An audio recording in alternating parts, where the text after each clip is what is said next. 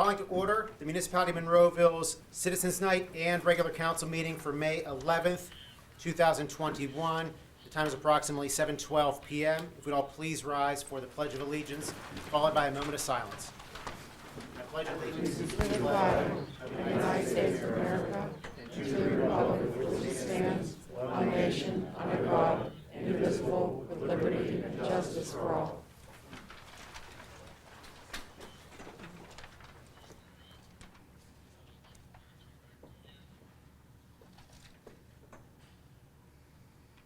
You may be seated. Roll call, please. Mayor Grieslock? Here. Mrs. Gatos? Here. Mr. Poach? Here. Mr. Harvey? Here. Mr. Wolfram? Here. Mr. Osenko? Here. Mr. Williams? Here. Mr. Wilson? Mr. Little? Here. Mr. Ratcher? Here. Ms. Rock?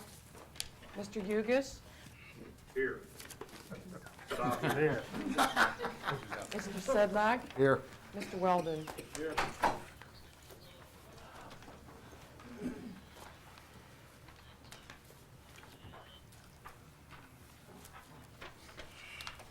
Okay, we're going to move things around a little bit on the agenda. I'm going to start with a proclamation that we do every year this year for National Police Week and National Peace Officers Memorial Day.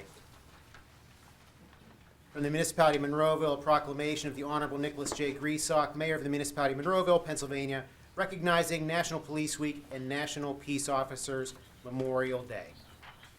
Whereas the Congress of the United States of America has designated the week of May 9th through the 15th, 2021 to be dedicated as National Police Week, and May 15th of each year to be National Peace Officers Memorial Day. And whereas the law enforcement officers are guardians of life and property, defenders of the individual right to be free men, warriors in the war against crime, and dedicated to the preservation of life, liberty, and the pursuit of happiness. And whereas it is known that every 57 hours, an American police officer will be killed in the line of duty somewhere in the United States, and 187 officers will be seriously assaulted in the performance of their duties, our community joins with other cities and towns to honor all peace officers everywhere. Now, therefore, I, Nicholas J. Grieslock, Mayor of the Municipality of Monroeville, Pennsylvania, proclaim the week of May 9th to May 15th, 2021 to be Police Week, and call upon all citizens in this community to especially honor and show our sincere appreciation for the police officers of this community by deed, remark, and attitude. I call upon all of our citizens to make every effort to express their thanks to our men and women who make it possible for us to leave our homes and family in safety each day and to return to our homes knowing we are protected by men and women willing to sacrifice their lives, if necessary, to guard our loved ones, property, and government against all who would violate the law. And I'm signing this into the record, May 11th, 2021.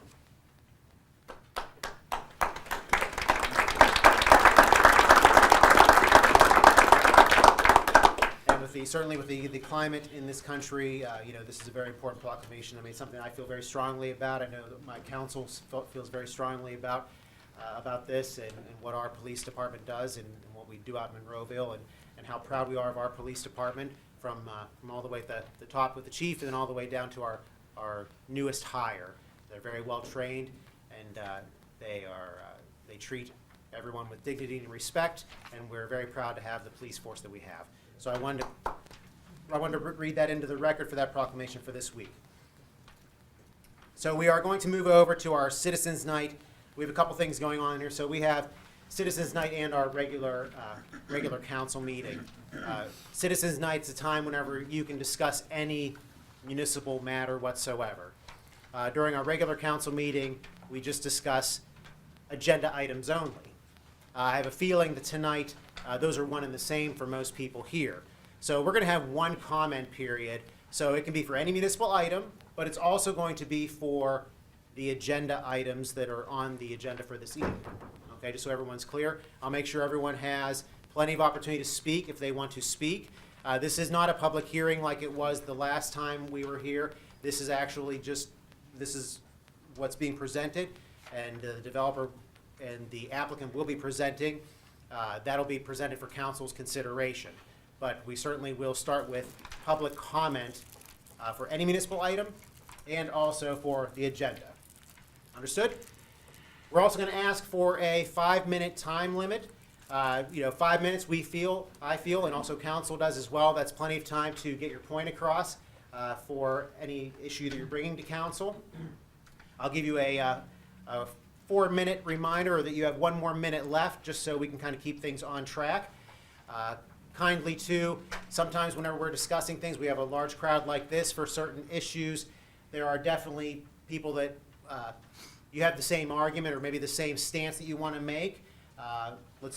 We won't try to repeat ourselves too much, but you just being here and even just coming up to the podium and even just saying that, you agree with this person or agree with that, and that you are in favor of something or not in favor of something, that would be helpful as well. Because we just want to make sure that we have, everyone gets their point across, everyone has ample time, and we get through this meeting in a professional manner, and everyone has their chance. Very good. So we're going to start with, if there's anyone that's signed in this evening. There is a sign-in sheet, correct? Do you want it, there, do you want it? Yeah. Mr. Serafini, since did you want to speak this evening? Yes. Are you signed in? Signed in first. And if you could do that, and then if you don't mind, could you hand me the sign-in sheet, please? I'd be more than happy to. Thank you, sir. Just the top one, just the top one. Okay. Thank you.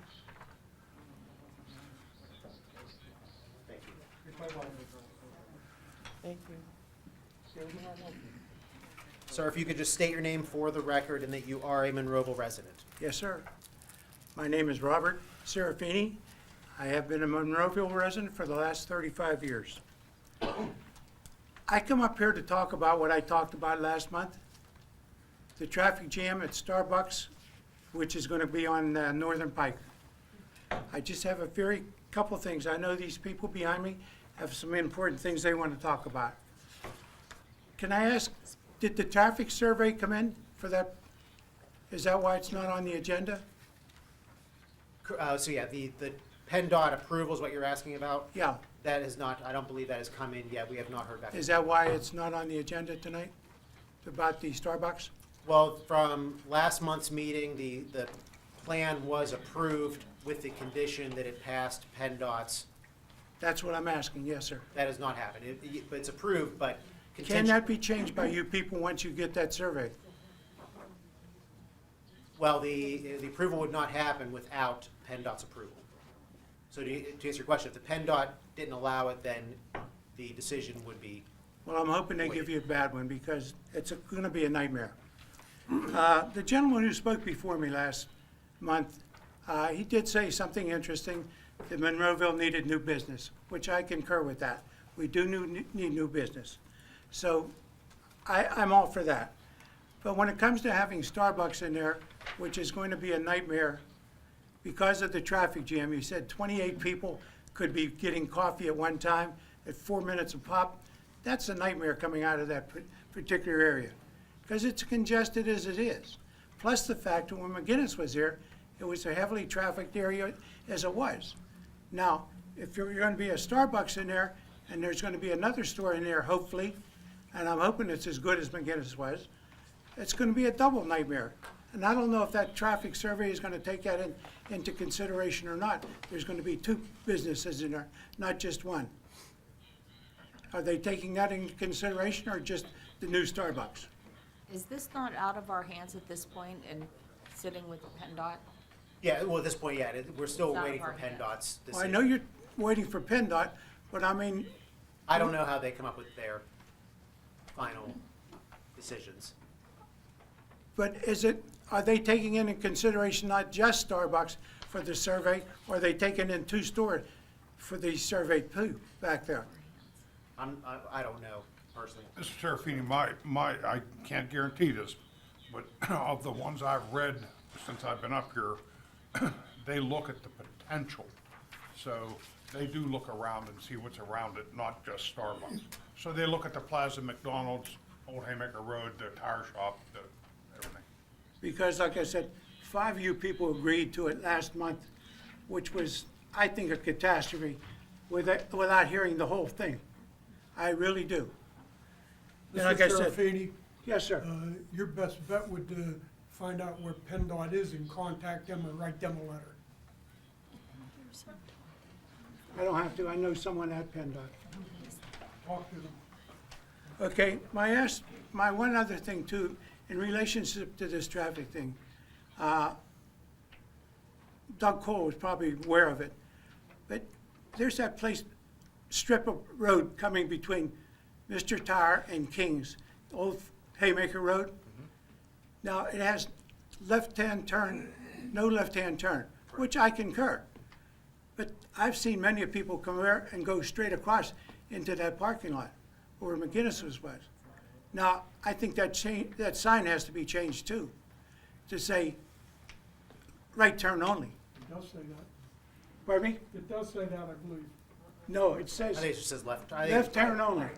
I think it I does mean, say left turn, but yeah. no left turn I think that's a rather. good suggestion, that's something we could look into. But I think that has to be taken care of into this traffic plan. Now, I don't know if that's been considered, but I still want to just say, I think you people, once you get the traffic survey, change your mind. I really do, because I think with the double dipping of that store, which I hope is like a McGinnis, and the Starbucks, which I think alone is bad. So that's all I have to say, and I hope you have a good night. Thank you. Thank you. We have Diane and Mike Lambert. Whether it's both of you come up, or one spokesperson for the family, thank you. But it is noted that you both are signed in, that you're here. Yes, sir. Thank you. So if you could just state your name for the record. Diane Lambert. I've been a resident of Monroeville since 2004. Welcome. My husband Mike and I live at 118 Arma Drive at Ryan Homes, Maple Crest. We closed on our home November the 15th, 2020. Our property has been surveyed and the permanent pins have been placed. According to the map that I sent over to the council, our lot 105 touches and is adjacent to the airfield. We are within the 300 feet and should have been notified of the city of any rezoning issues. I made calls in January and I thought it was understood that I'd be notified of any future zoning issues. I did not receive a letter about this rezoning. New Ryan homes are not showing on the Clover plan. And there's probably 9 or 10 Ryan homes that are touching the airfield property.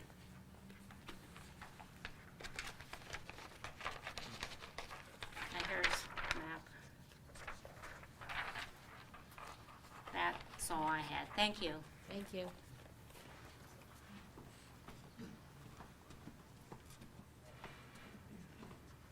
Yes, and there was, to speak, and I know I emailed back and forth with Mrs. Lambert, that there was an issue with the GIS out of the county with that notification, but we did get the information to you, so, but thank you for coming out. And we definitely have to make sure that that is taken care of in our system moving forward. Joseph Huber? Yes, good evening, Mayor and Council. I'm here on item B on the motion list. I hope that's appropriate to talk about that at this point. Sure. Yes. And I represent the Catholic Cemeteries Association of the Catholic Diocese of Pittsburgh, and I'm here on asking council to approve of an extension of the final mausoleum in a 5-mausoleum development at Good Shepherd Catholic Cemeteries. The most recent building, this is a 5-building complex, and 4 of the buildings are already erected. The final building is proposed and was part of the original master plan that was submitted for approval. The site is already prepared. I have some pictures if you'd like to see them. Yes, so you're the applicant of, Here on behalf of the applicant, yes. because we're not at that point in the meeting. Okay, all right. However, if you had something Okay, very I wasn't brief sure. to share, Yeah. you could finish that up now, Well, I or could. if you have I more of could a wait. presentation. Yeah, I can wait. Okay. All right. Why don't you wait till we get to that Okay, section then, all right, please? very if you good. don't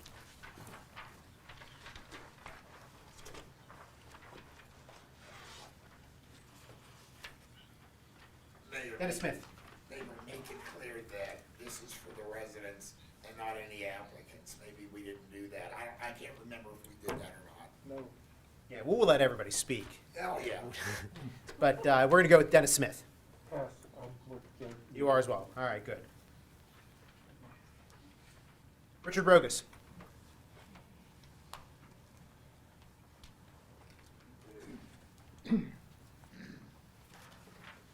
Thank you. Is this the time when we're to object to Yes. the development of the Clover property? Yes, sorry for Okay. not being clear. That's with okay, I that. just wanted to make sure.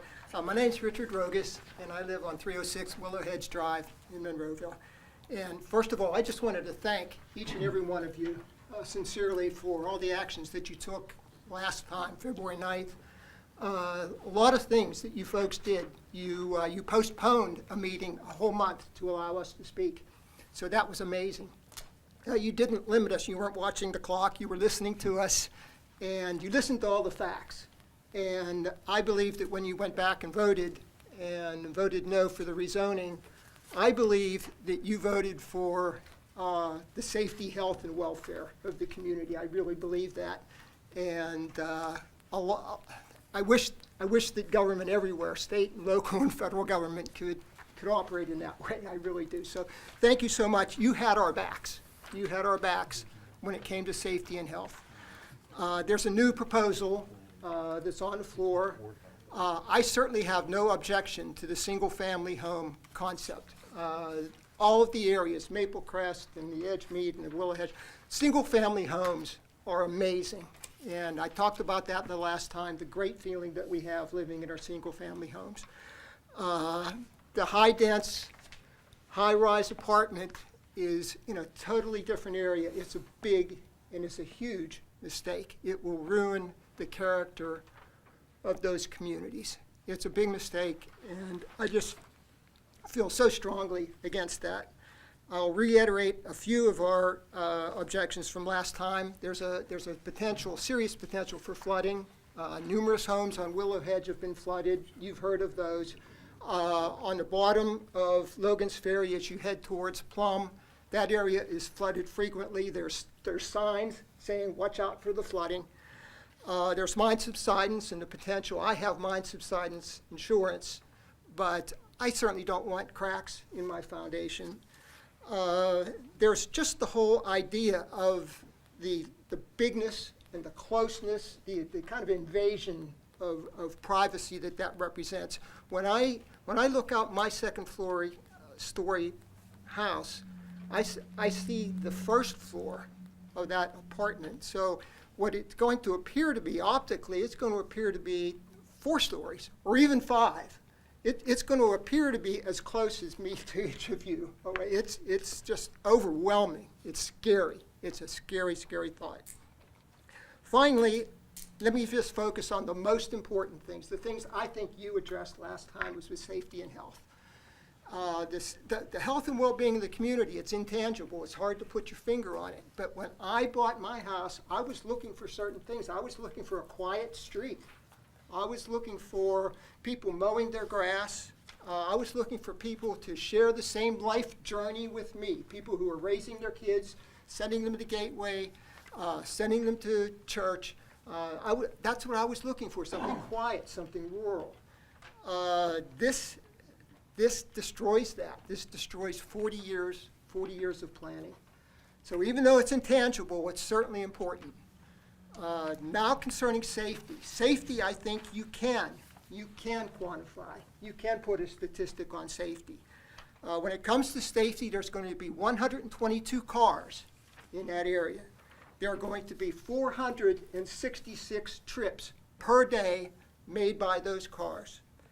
If you extend that out, there are going to be 170,000 trips back and forth on Logan's Ferry Road every year.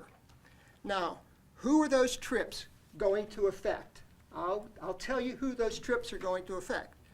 They're going to affect the school children who get on and off the buses on Logan's Ferry. And they're little kids. They just run around. When they get off the bus, they're running and horsing around. Those 170,000 trips are going to affect those children. When you vote please, please consider the safety of those school children on those buses. I know I'm getting later. There are pedestrians who walk that street. There are joggers, many joggers. There's a little path that goes to Evergreen. I go down there. There are pedestrians. There's a lady who walks home on that. When you vote, please, please consider the safety of the pedestrians. There are people who are employed. There are plumbers. There are Amazon truck drivers. There are mailmen. There are people who stop and perform services. Please, when you vote, vote for their safety. And finally, with that intersection at Logan's Ferry, that is the worst intersection. 2 weeks ago, I saw another accident. Believe me, folks, I am so sick and I am so tired of policemen there and glass all over the place and shattered. Really, we should be going for 170,000 trips less, not 170,000 trips more per year. That road is awful, awful, awful. Please, when you vote again, vote for the safety, health, and well-being of our community as you did the last time. You will not regret it. Thank you so much. Here, here.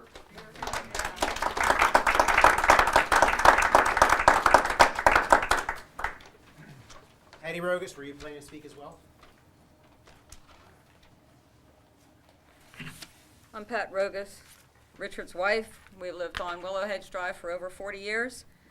Similar scenarios, I don't want to rehash it, but one thing I did notice in reading and reviewing the traffic statistics of the 466 cars Richard mentioned, in their statistical analysis, they also put in their single-family homes. And looking at the single-family homes as opposed to the high-density building, the single-family homes would create only half as much traffic based on their study. So the high-density building would have over twice as much traffic per acre on Logan's Ferry Road as single-family homes would have. That's a significant amount, twice as much traffic per acre, that needs to be considered and addressed. Also, as Richard was saying, that is on the top of the hill. For many of you know, Logan's Ferry is a narrow road, difficult for people to pull over. This building would be way on top of the hill, looking down on us, like we're one floor below already. What will that do to impact having this building behind us to my property values? Will that help my property values to go up? I would say not. I think that will devalue my property, make it more difficult to sell my property when I'm interested in selling it. Also, we are concerned about flooding and what could be done, if anything, so I'm asking you to vote no for that as well. Third, the question I have, last but not least, is regarding the airport road and who really owns that airport road and what access there is to that airport road. Is Clover going to own that? And if not, what rights do we have based on the ordinances that are in there to have any rights to go against the adjacent property owner? So if Clover would not be the owner of that property and that would go to the group they want to submit off as R2 and potentially sell, or maybe sell that to someone else, we've lost our rights based on the ordinance to go and sue that owner if there is any damage due to flooding or mine subsidence, because they wouldn't be the adjacent property any longer. So I think those also need to be considered. Obviously, I'm against the rezoning, to have it be rezoned for Clover. Thank you. Matt Valentine.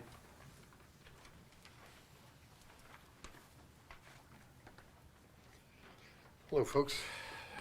Matt Valentine, 300 Willow Hedge Drive. I lived here for about 20 years. I live right on the corner of Logan's Ferry and Willow Hedge.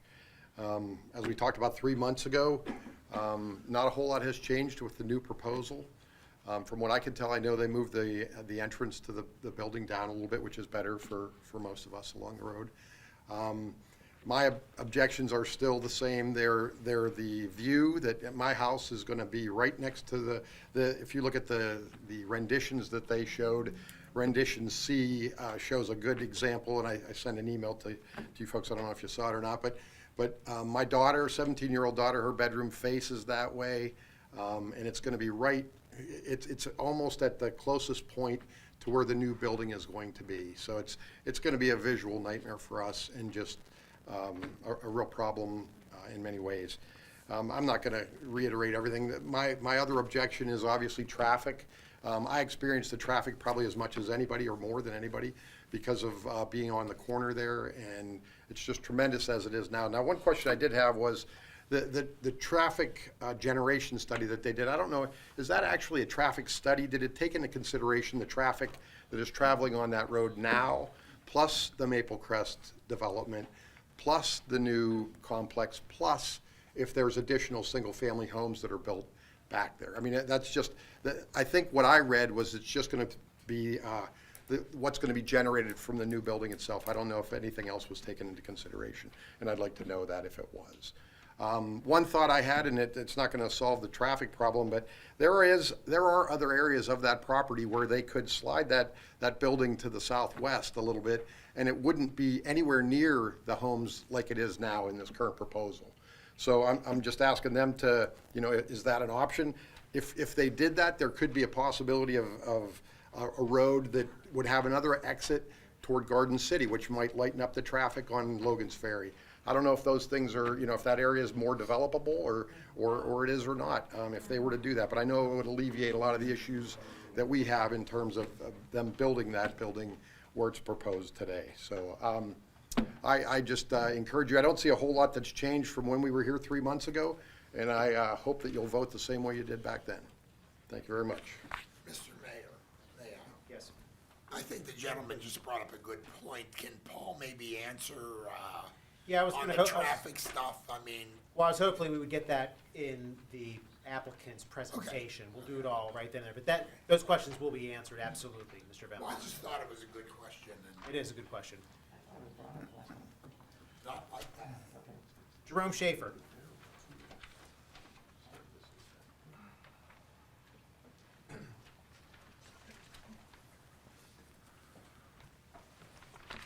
My name's Jerome Schaefer, been a resident of Monroeville for 44 years, and I'm here as well with the people for the Clover Commons Communities Development.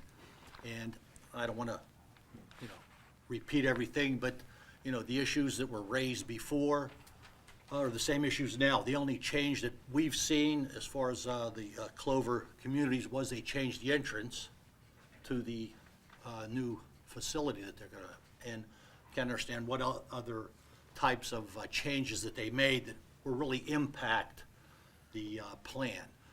Still, the concern is traffic, number one concern. Another concern, of course, is flooding. The other concern is the large footprint of the building being able to be seen from all the homes along the back end of Logan Ferry Road that looks at the airport section now. So that's really all I want to say. I don't want to keep repeating myself. Thank you. Appreciate it. Patty Schaefer.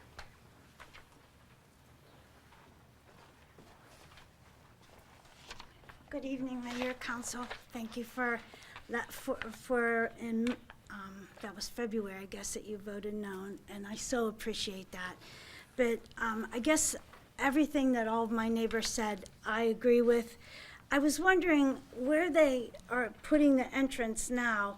I looked at it. It is right at a hill, it comes up at a hill. So that would just be awful, I think, for view-wise, for them to pull into the apartment center. I think that would be awful.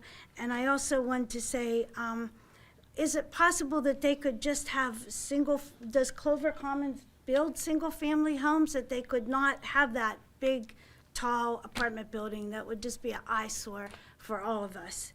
And then traffic, of course, flooding, those are the same issues as all my neighbors said. So I thank you for giving me the time. I appreciate that. Thank you, Patty. Mike Hudek.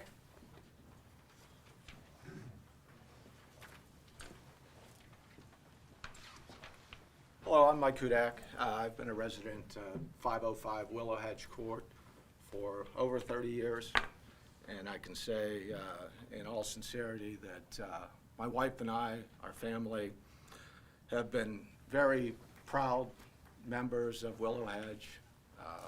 A lot of the folks here, it's such a great community within Monroeville, and you'll hear and see people that have stayed at Willow Hedge.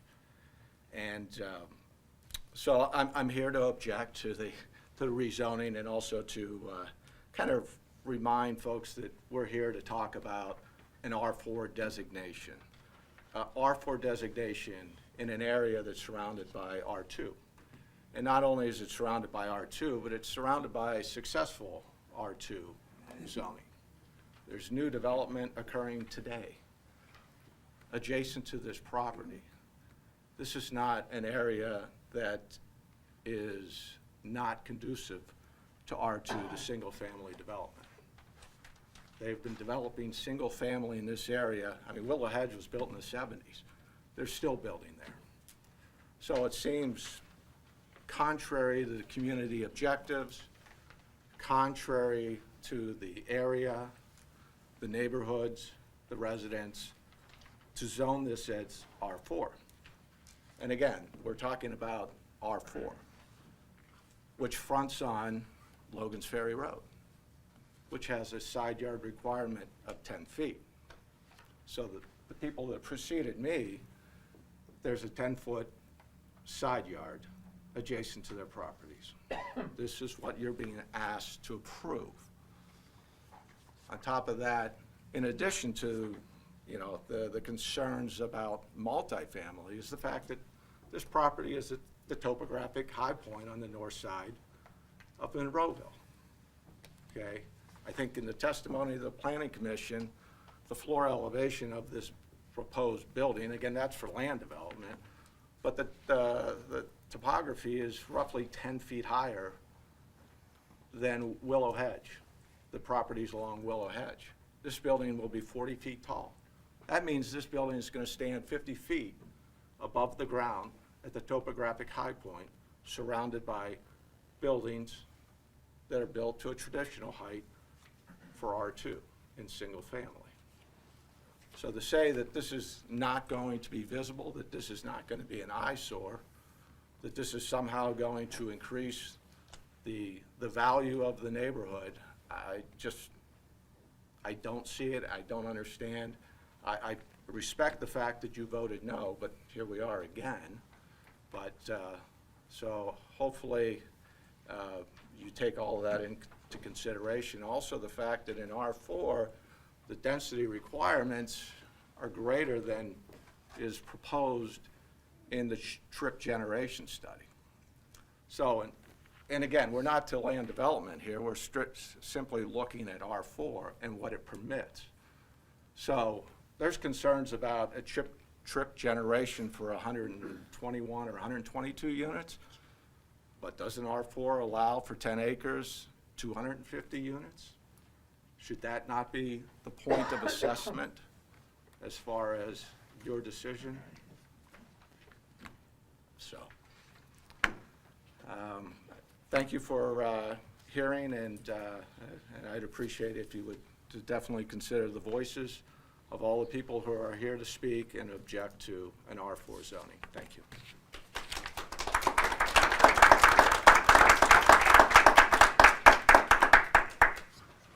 Rick McMurray?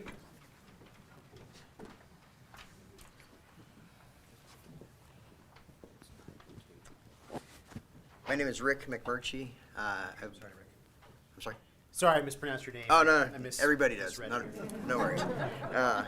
I've been a resident since 1995 here in Monroeville. My wife was born here, so she's been here longer than I have. I'd just like to reiterate what everyone else said.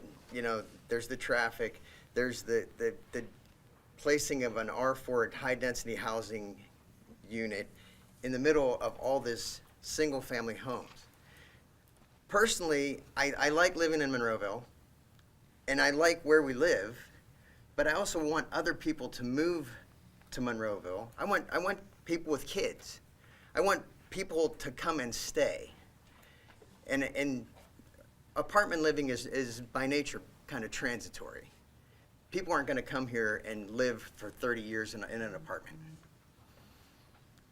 Okay? I'm not against apartment living, but if you look at the zoning map, most of the apartments, almost all of them, are bordering on a business district, not right smack in the middle of a residential district. So that's all I want to say. Also, the Logan's Ferry, that intersection at Center Road, it's a mess right now. It's not going to get any better. So that's all I have to say. Thank you. Heidi Beam.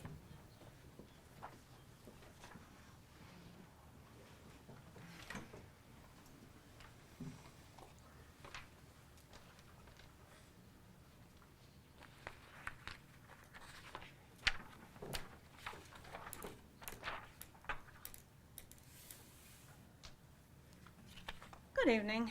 My name is Heidi Beam, and I live on Willow Hedge. And If you lower instead your of mask, I can't. oh, sorry. Thanks. If you're comfortable with that. Instead of repeating my entire presentation from the last time I was here, I'll use the Cliff Notes version. You guys can watch the YouTube presentation if you want to see my full objections.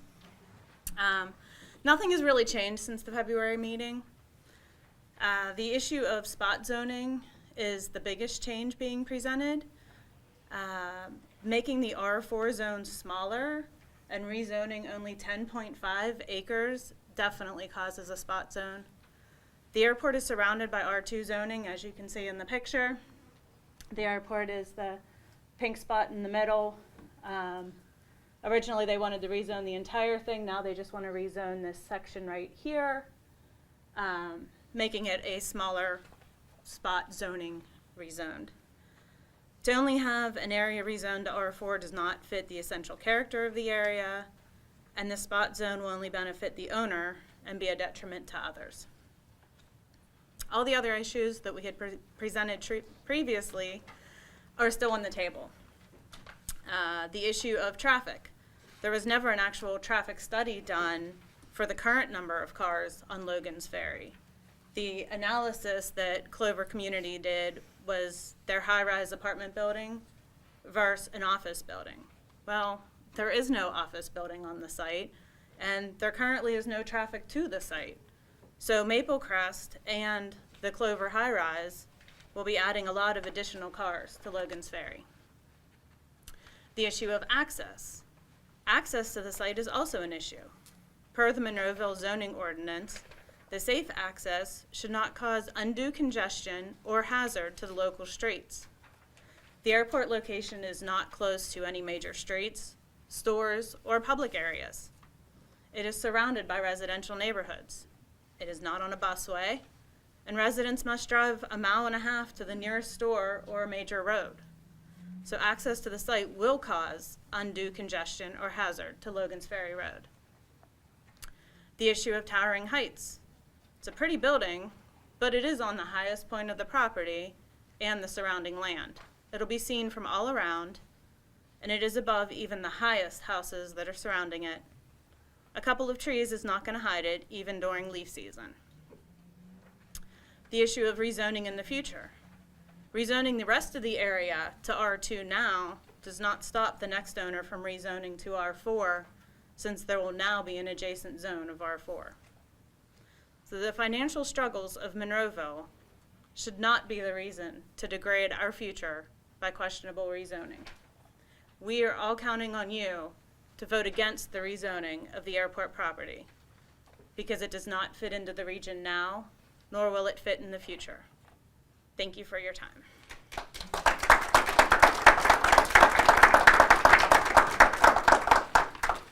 Matt Vizzini. And then I have a written. Sure. Yep, we'll place that into the record. Yep. Thank you.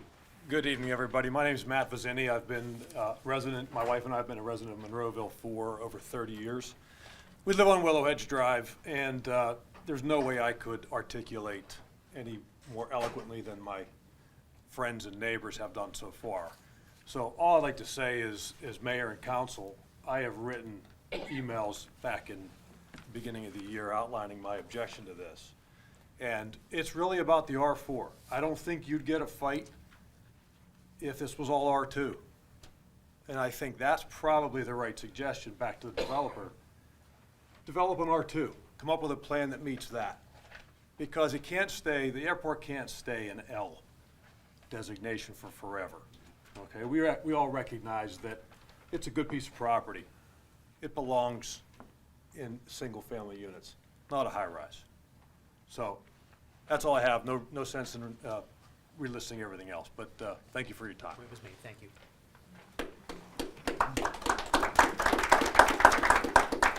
Ladies and gentlemen, the sheet I have, there are no one else has signed in.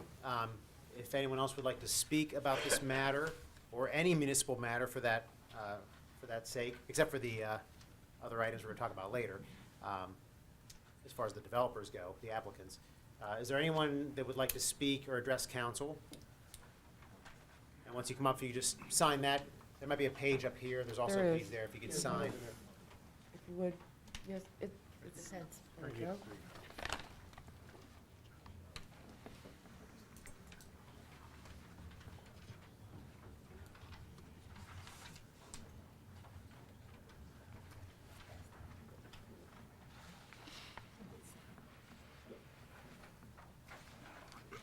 State your name, sir. Michael Plascon. I live at 738 Greenleaf Drive. Can you stand? I'm Yeah, sorry. and stand And at if the you could just microphone. stay at that one, Yes, that'd be sir. great. Thank you. Thank you. Michael Plascon. I Michael. live at 738 Greenleaf Drive. I've been a resident in Monroeville for over 20 years. And I'm opposed to this project. It's not zoned the way it's supposed to be zoned. This is a single-family development, is what it should be. There's single-family developments all around it, and a high-rise is not the purpose, I think, that would serve this community.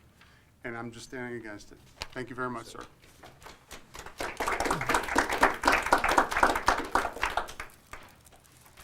Floor is still open. If anyone would like to speak? If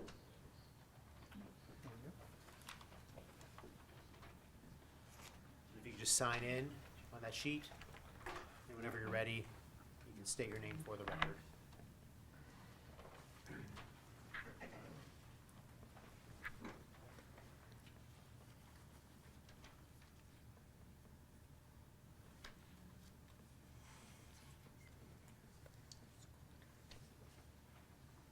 Hello, my name's Heather Lewis.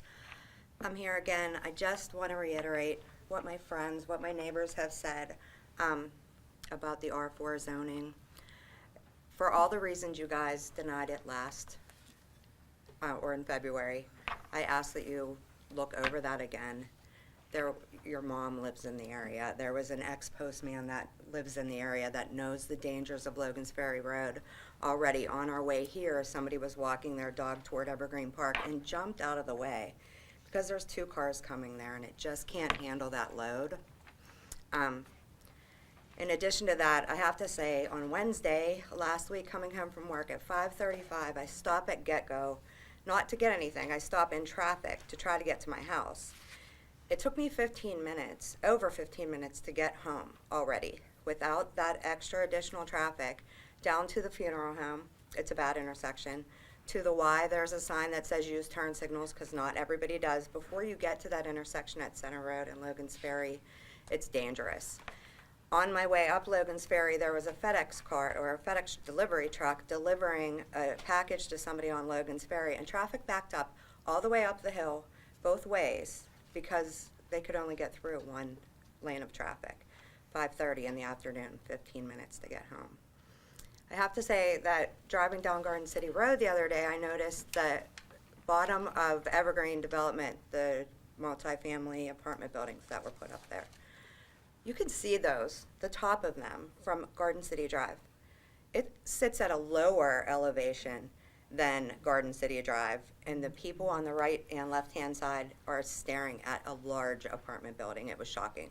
I turned and I said, "What is that?" It was the apartments at the bottom of Evergreen, clearly visible from Garden City Drive.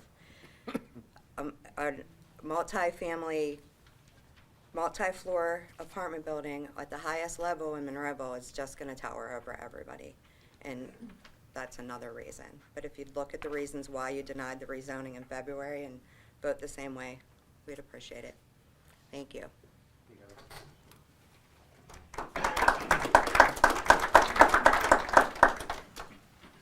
I'll still leave the floor open. If anyone would like to make any other comments. If it would be helpful, all of those that are here in attendance, I mean, certainly council does see everyone that's here in attendance, that are here because of the Clover Commons development. If you wouldn't mind just raising your hand, just so we can see who's here because of this rezoning issue.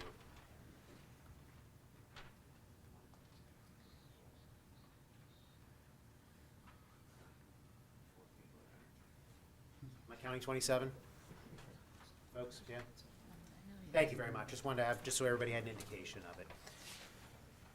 So if there are no other comments, and just, we do have Mr. Huber and Mr. Smith, we do have you still. We're going to talk about this later as we get into the meeting, and also Mr. Jack, you'll be presenting shortly as well. So I know you signed in, but we will get to you three. Is there anyone else that would like to comment on any municipal item for Citizens Night and for the regular council meeting? Okay, we're going to close that portion of the meeting. We'll move over to our regular council meeting. And actually, if we could, in council, I would like to move over straight to this item in our new business of 21-1-Z Clover Communities Monroeville LLC. Mr. Jack, you are here. If you could come up and state your name for the record and give your presentation. And I will, as you're getting ready there, I'll read in what the applicant is presenting with. The applicant is requesting to rezone a 58-acre parcel of property, which is currently zoned L, special use, into two separate zoning districts. One 10.5 acre area is to be rezoned to R4, multifamily residential, and the remaining 47.5 acres is to be rezoned to R2, one family residential. The property is located at 3926 Logan's Ferry Road, tax parcel 741-R-333. The Planning Commission recommends approval of this item. So, Mr. Jack, if you could state your name for the record. Sure. Robert Jack with Clover Development. And first, thank you, Council and Mayor, for your time this evening as we discuss this.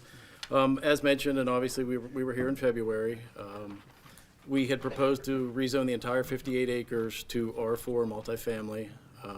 That request was denied. So we revised the application. What I've got up here is the original application and then the revised application. Excuse me, sir, could you enlarge to the regular presentation? Get down to the right corner, hit the regular presentation, so I can't see much of anything, as opposed to the display part. Yeah. Lower right-hand corner of the screen, we'll do it, on the bottom toolbar, yeah. That'll do it.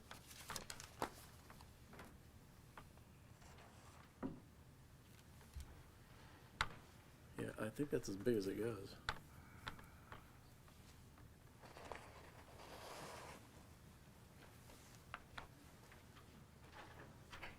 Oh. Is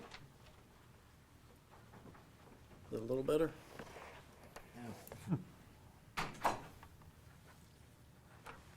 Oh, there you go. Back up. All right, so. Mr. Poach does that for a living, so. Thank you, appreciate that. Okay, so revised application. I guess let me go over the concerns that were brought up at the last meeting. What will happen to the balance of the site? Will additional apartments be built?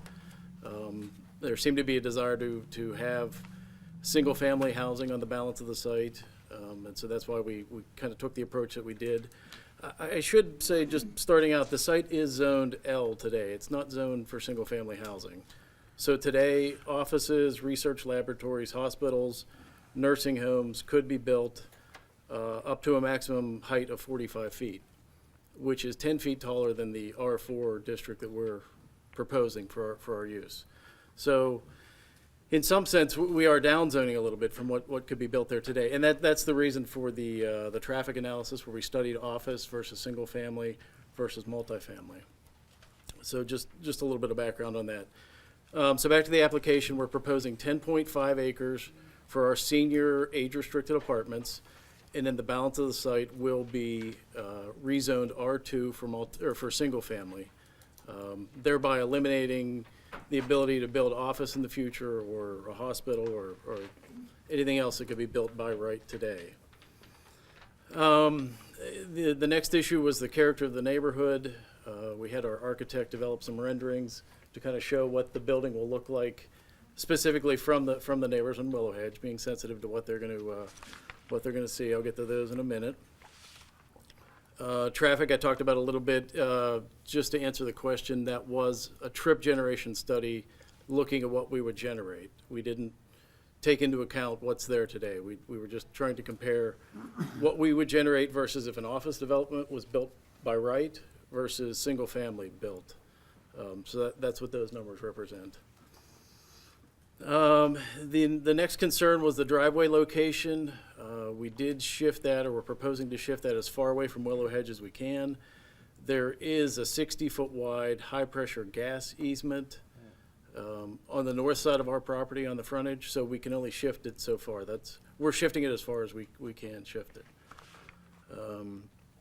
And then the other item that came up was the existing airport road right-of-way, and we will agree to relinquish access rights to that right-of-way as we move forward into development. So the airport road will not be used. We'll be away from airport road. Here's a look at the rezoning site plan, the 10.4 acres, or 10.5 acres that we're wanting to rezone for our use is shown in pink, and then the balance would be the R2 shown in yellow. And again, that entire tract is zoned L today, which would allow the office and the research laboratory. Consistent with the other application, our previous application, we are still proposing senior independent living, 122 units. There would be parking and garages associated with that. It would meet the definition of housing for the elderly in Monroeville code currently. Let me ask you a question now. Yeah. You mentioned garages, you're gonna have garages on the site? Yes, leaseable Are they garages. paid for lease? Yes. Do you have enough free parking places as required by the municipality? Or are you counting the paid parking garage as parking spaces? I don't recall what the code is, but we would have enough free outside of the Free, garages. Yeah. and the garages would be in addition Yeah. to the free parking as required by the municipality? Yes, correct. Correct. Looking at the site plan, what happened here?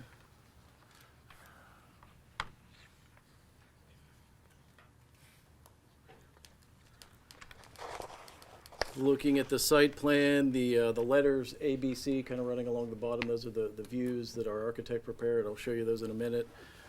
We did shift the driveway. We're about 80 feet away from the southern property line with that driveway location.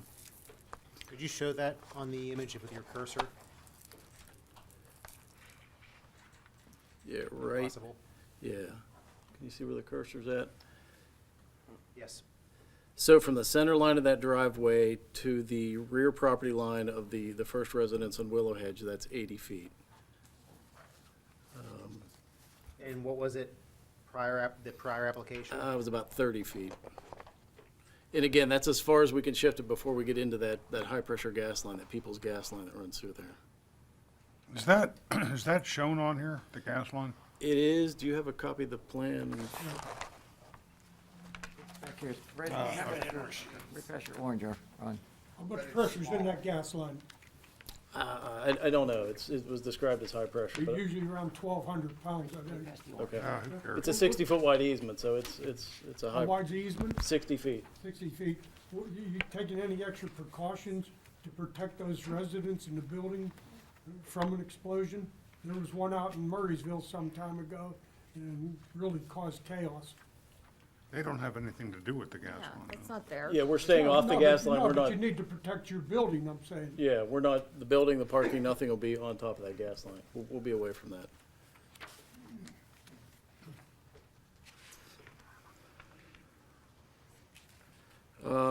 Additionally, we'll preserve the existing vegetation that runs between our development and the residents in Willow Hedge Drive, and then augment that or plant additional vegetation, which we can get into more at the land development phase, but and once we get to land development, we can see, where our limits of grading are gonna be and what trees we have to take down. But there will be a significant buffer preserved in that area. Can you show the buffer? Do you have a photo that you can show how clearly the buffer? Yeah, so here's a rendering showing the existing buffer. Now, this was taken back in February, so this is no leaves, no vegetation. And then that's the building rendered in the background. That's the 3-story building. And the picture's taken from Airport Road. Mr. Jack, could you just click back so we can see where view A is on the map? Yeah, view A is furthest to the west, Okay, with C being closest to Locust Ferry Understood, Road. okay. Thank you. Let me ask you another question about that gas line. It looks like it ends to me. Does it end right there, or does it go across the other property? It goes across the other Oh, property. it goes clear across there then? It does, yeah. Yeah, it continues. Here's further down Airport Road, getting closer to Logan's Ferry Road. Again, with the existing vegetation. I have some other views that have some proposed vegetation in there. And agreed, it is 10 feet above the neighbors' houses, residences. But we are about 230 feet back for the bulk of the building. The two closest wings are about 180 feet to the backs of the neighbors' houses. And then this would be the view as you get closer to Logan's Ferry Road. I think this is behind, in between the first and second house on Willow Hedge, as viewed from the Airport Road. What type of vegetation were you going to put in? So we would do canopy trees and evergreen trees. And you have pictures showing some of that, Yeah, the proposed vegetation? I do. Maybe if I can get this to come back up.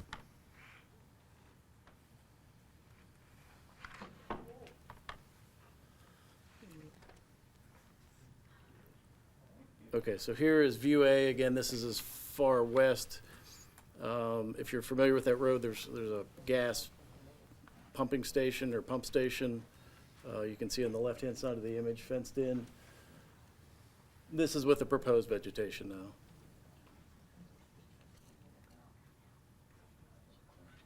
It's from the middle of the road and then closer to Logan's Ferry.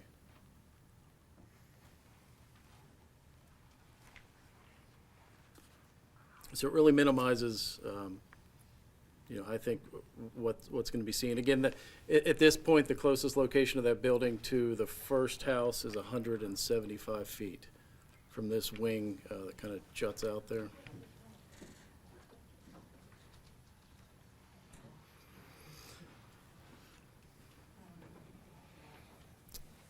Here's a picture of the survey. Highlighted is the Airport Road. Apologize, it's not really showing up too well.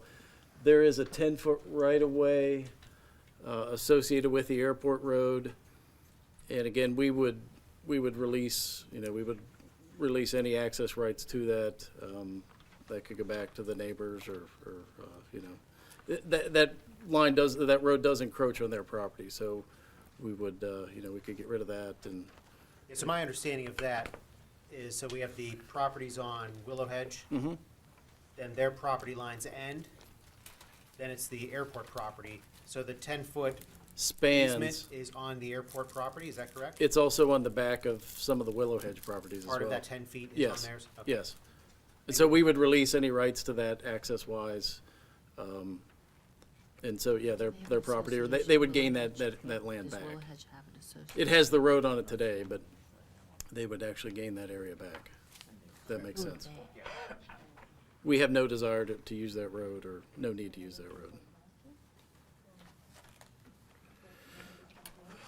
The trip generation study, we touched on this last time, I'll just go over. If it was developed in the L district today, with office, our traffic engineer determined that 272,000 square feet of office could be built there that would generate 2,800 trips a day, with peak hours of 282 in the morning and 295 in the evening. If it was built as single-family homes, it could generate as much as 1,230 trips a day, 90 peak in the morning and 120 peak in the evening. Mr. Jack, I'm sorry, whatever you say that, do you mean the entire 58 acres? The entire 58 acres, yeah. There is about 20 acres developable only. You know, the rest is in steep slopes, but if the whole thing was built as single family, yeah. So if you took our 10 acres out, our 10 acres as R4 with our proposed use, would generate about 466 total trips, I think was mentioned earlier. AM peak hour of 24 and PM peak hour of 32. I will say that the nature of our residents, they can kind of plan their trips. If there are peak hour events, school buses, so forth, they'll work around that. They will not be on the roads going to the doctor at 8 a.m. when the school buses are on the road. They're a little more flexible with their routine, I guess. And you said the apartments are age restricted? They're age restricted. So what is?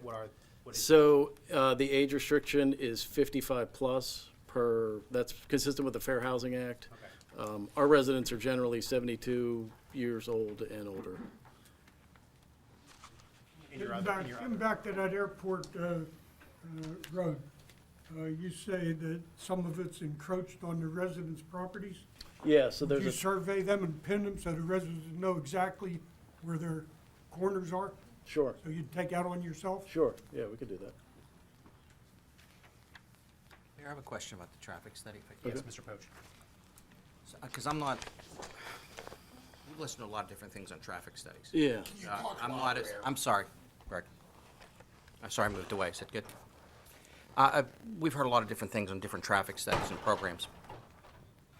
And in this particular case, I'm not sure, there was a question asked earlier considering the traffic flow in study, but it did not seem that the question was that, or the statement was, that it didn't take into consideration the other ongoing traffic flow in Logan's Ferry. That's correct. So I'm not sure that we really are getting the entire impact of So your what, development, and then also in conjunction with what we discussed on, what else is on Logan's Ferry. okay. Yeah, I mean, that was what the question, I hope I'm Yeah, so it paraphrasing was that a correctly. trip generation study. So we compared what could be generated from that site today with the current zoning, with the L zoning. First, an office building, so that's not, that's off the table then. Yeah, That's I mean, not a that could be consideration. developed if we would go away, somebody else could come in, do a hospital there, Understood, office complex, whatever. understood. And then we compared what would happen if it was built totally as single-family housing. And then we looked at what would happen if it was built as our senior, kind of a mix of senior with the single-family housing. Yeah, because in other types of studies, and I'm not clear on this, so if we're not clear on it, we may have to, I may be asking for some more understanding. Okay. For that. Well, what I'm hearing is, from the folks here this evening, is that the impact with the rest of the flow in the neighborhood. You only did your part out to Logan's Ferry, so we're not sure how we understand what Yes. it would do to everything We else. just looked at what that site could Okay. generate. That's just Right. that part. That's the only part we knew a date on. That's all, that's correct. Okay. That's correct. Thank you for now. Okay. And I agree with you, Larry. I'm not sure if I made myself clear then, Greg. What else? Made it clear to me. Okay, so we're, Yeah. because we had that. We compared what could be generated from that site today with current zoning versus what we're proposing. And as No, I a, understand okay, what you're okay. saying, And you weren't but I necessarily doing a hope you traffic understand study what of Eric's Logan's Yeah. Ferry in general, That's correct. What it was is a trip generation We weren't study asked to do from your site. from this site, I know. from this property. Right, it wasn't a traffic analysis of Logan's Ferry. Planning. Yeah, no, I don't, Planning didn't ask them to do it. that's correct. Maybe we should. Yeah, I don't know if that would be, I mean, we can look at the trips, and is that appropriate at the land development phase, or, you know, when would that best be, We'd have to ask, when is that appropriate? Yeah, studied? You just Mr. made Little, a Mr. comment that I was wondering the same thing. When is it appropriate to ask for something like that? To use the impact of what you're proposing along with what is already being generated? Is that appropriate now, or was it to be Here's done when the it was in dilemma that planning? everybody that asks for a rezoning faces this dilemma. Council has absolute discretion on whether to grant rezonings or not based upon the fact that it's a legislative act. So you can either agree with it and pass it or not pass it. at that phase, it's very rudimentary. We just want to institute a certain use. So what he's saying is in the trip generation study, that gives you an idea what the different kinds of uses, if you rezoned it, the contribution they would make to traffic. The more intense traffic study doesn't come up until you do the land development and site plan. However, if council thinks that's going to be an issue and they don't have that information, that could potentially impact the decision you make. So while he's not required to provide that, if you want to see that, you have the right to ask for it and make your decision based upon what you get, or he can say, no, you know what, I really don't have to provide that. And then you can make a decision based upon his answer there too. Okay. I think the point we're trying to make is what could be built there today Right. is significantly higher than what we're talking about. Agreed. Yeah, we Agreed. understand. I Several understand fold that, higher, yeah. okay. Right. And so at this level, that's what we were Gotcha. trying to compare and contrast what's today and what we're proposing. Beyond that, I've got some photos, maybe if it goes back here. Existing photos of some of our communities, just to show, give a little more detailed look of what it might look like. Again, we have about 40 of these operating in the Northeast and Midwest. 4 in the Pittsburgh area, Bethel Park, North Fayette, Hempfield Township, and Robinson Township. Can you address the water issue? I know that a lot of them brought up that this could possibly create more issues for their particular homes. And, you know, I know that I wouldn't want your water on my property, and I'm sure they don't want anybody's water on any of their properties. You haven't addressed that tonight. Can you? Sure. What do you plan on mitigating? How do you Yeah, mitigate so that? today everything's running off of that site uncontrolled. That's correct. You know, as we get to land development stage, we would engineer that and design ponds, infiltration berms, whatever, It's about measures. the mine subsidence too, because there is an issue up there. Absolutely, absolutely. We'll do a geotech study on that. It's pretty common around the Pittsburgh area. Our Robinson site had mines under it, and Hempfield also had mines under it. Yeah, And but we ended have up issues there all the time. grout I won't say all the filling, time, yeah. But there's issues there. I'll retract that. Yeah. And so in those 2 locations, we grout filled the mines underneath the development area. So, So they would have to meet the MS4 requirements. is Oh, what- no doubt. Is Yeah, what as you're every saying, devel- with as every detention development. ponds, right. And if Sure, anything came up yeah. with the mines, even if you had to fill them, like you said, yeah, that's I mean, we something would- you are all prepared that you would have to do. we're assuming we're gonna have to do that, yeah. Yeah, you're already assuming you're gonna Yes. have to? Yes. Okay. So in reality, some of the current flooding conditions may or Will may not be get better. impacted. Make it better positively. because it's uncontrolled water today where it's gonna be detained and released at a slower rate. Typically by today's, new development, by today's standards, what Monroeville requires of developers, it typically makes the water runoff Reduced better. rate, yeah. You reduce it, because, you know, developers have to capture the water Yes. in detention ponds or Yep. tanks and really house it on site. Right, and then release it slowly over and time. release it slowly. Yeah. Got a question for you. Okay. Would you volunteer an impact fee to use towards that intersection, Logan Ferry Road and Center Road? What, An base? impact fee. Yeah. Manny, explain that, Tim, what an impact fee is. Well, what an impact fee is you have, for instance, how many units, whether they're single-family detached, in this case, there would be units per unit. You would have a contribution if you had impact fee legislation passed, which several communities in the Pittsburgh area do, Cranberry, Pine, Marshall, those types of communities. You would contribute $1,000, $1,500 per unit.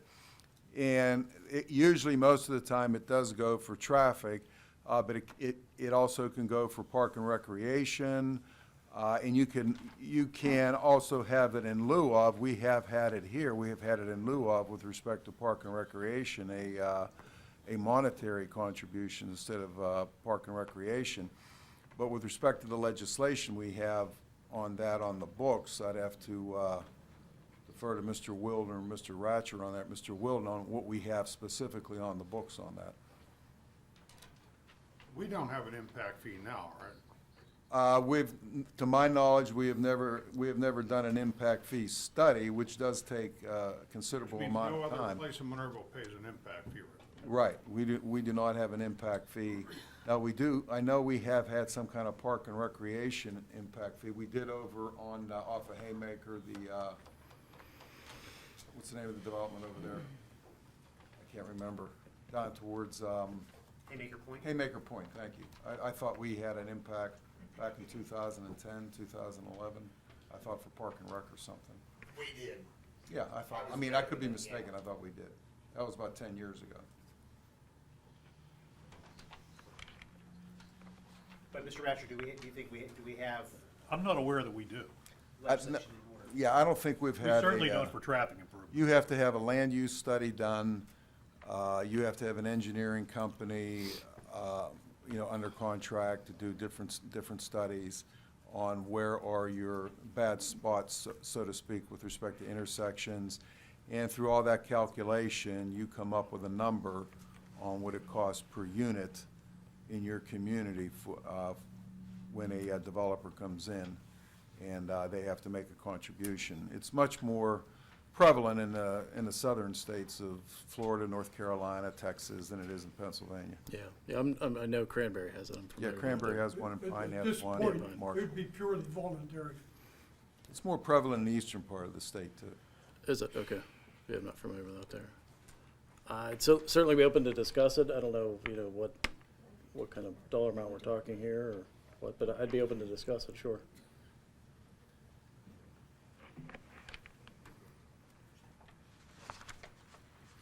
Mr. Jack, you want to go on to the presentation? Yeah, sure.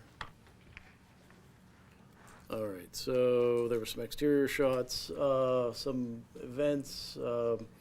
We do bus trips and go to local events, casinos, so forth. We'll have an activities coordinator. We do have amenity spaces in the facility. We'll have a large community room and a reading room and library on the first floor. The second floor has a fitness center, an on-site beauty salon, where we'll contract with the local beautician. Just for our residents, we don't bring anybody in from the outside for into the beauty salon. But they'll set up a day or two a week, and again, just have appointments for our folks, our residents. There's also a kind of a coffee bar, game room on the second floor. Let's see if I have some pictures of that. Yeah, there's some photos of that.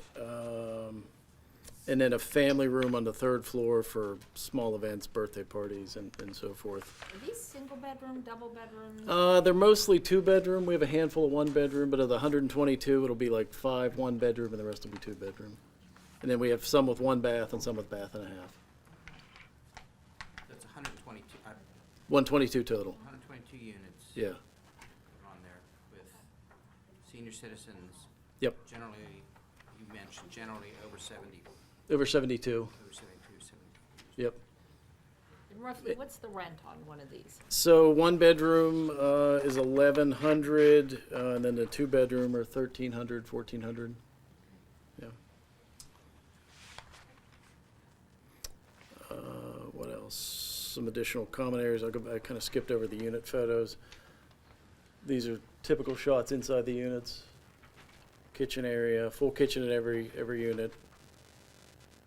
Living space, washer dryer. Again, mostly two bedroom.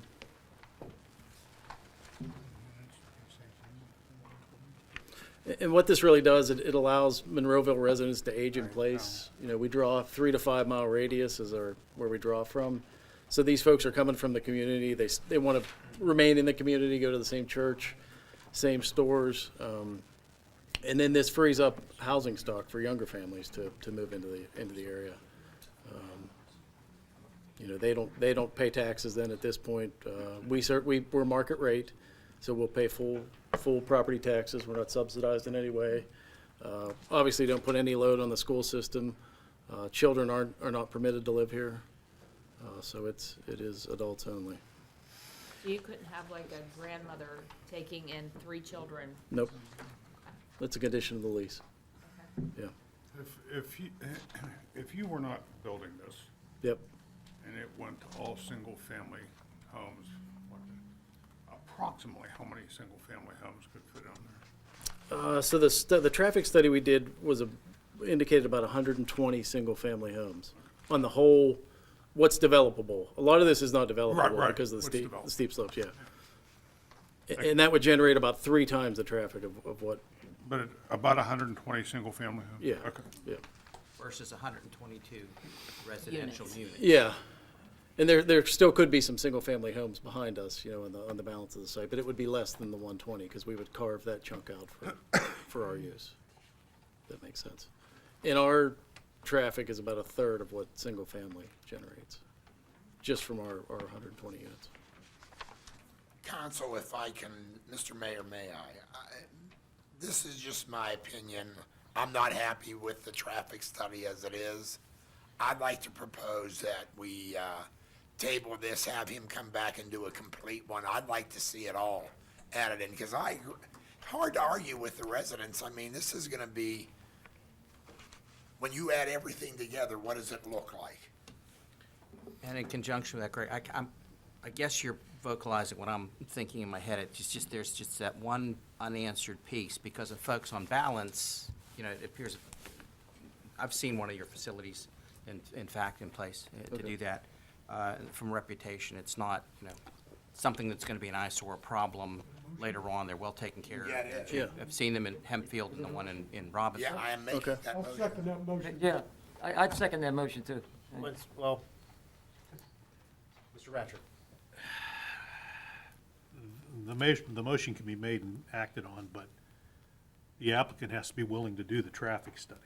That's what we're asking. He's not required to, he can say no. That's Now, correct. That may impact your opinion or whatever, but he does have the opportunity, he can't hold a gun to his head to do the more comprehensive traffic study. He Yeah. can say yea or nay. Let me ask, what is, if we would get to the land development stage, what is the minimum threshold for a traffic study? How many trips, does anybody know? Yeah, what are you looking for? Maybe Paul, 100 trips. 100 trips, 100 peak hour trips is the threshold. We're at 32. Yeah, so I guess what I'm gonna try to clarify what Mr. Osinko, what you're asking, and Mr. Poach, we were discussing earlier, so. If I'm wrong, please let me know, but are you saying that, because, yes, I understand where you come from, Mr. Jack, as far as. Right, right. This is worst-case scenario of the site as it currently is, what it could possibly be, Right. what it would generate. This is what Mr. Jack's proposing, and this is what it's gonna be. But I think what's been brought up here is, well, we still have development of single-family homes at the Maple Crest Golf Course that aren't fully built yet, and those aren't factored into the Logan's Ferry Road. I know that's not your problem. Right. That's what I'm trying to stress. Part of No, it. did we make them do a traffic study like this? No.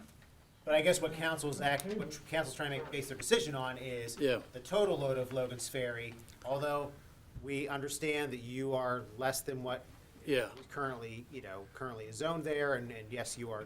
We're not gonna move the needle much with our development. Again, we're 32 peak hour trips, so, Correct, and I think it's a good stance of the argument from you. yeah. It's But not fair to do that. I don't know if council is that. Can I get an answer to the question for sure? You got a table. Mr. Wilden, did we make Maple Crest do a traffic study for Logan's Ferry to put in the single-family residential homes? Because I don't remember this many people being against that development. There was Or a traffic ask- study done for the Maple Crest development. There was or wasn't? Was. There was. And they were over 100 peak hour trips, Yes. I'm assuming, right? Yes. Because single family does generate more than what we generate. Correct. Okay, so there was one done, but they do generate more traffic than They met this the threshold. proposed. Okay. Yes. So we have that on file. Yes, we do. And it showed that the intersection of Logan's Ferry and Center Road is a miserable intersection. It completely failed. So whatever traffic study they do, it's gonna. Show the same thing. Yeah. Plus 30 cars, 32 Yeah. cars. It's not gonna show anything more. It's gonna No, show well, that that's it's, what I'm trying to figure out. What else are we gonna learn? yeah. You know, to Well, the have- problem have is to both do of that. those developments are remote to that intersection. vary. from a legal standpoint. Correct. The traffic study goes out, and we have discretion to say, we want this intersection looked at, we want this intersection looked at, so we can pick and choose. And the traffic engineer will also look at other intersections and contributing factors. Does everybody know who Paul is? I don't know. I don't even know if the Mr. residents Wheeldon. know. Yeah. He Well, works for the one thing- municipality. Right, but the one thing that, what we might be running into is, let's say, if there was a different development that was being proposed, whether it be at L, or if it was all single-family homes, or if it, really, the only thing that's not going to impact Logan's Ferry Road is if it stays as is and nothing is there. Correct.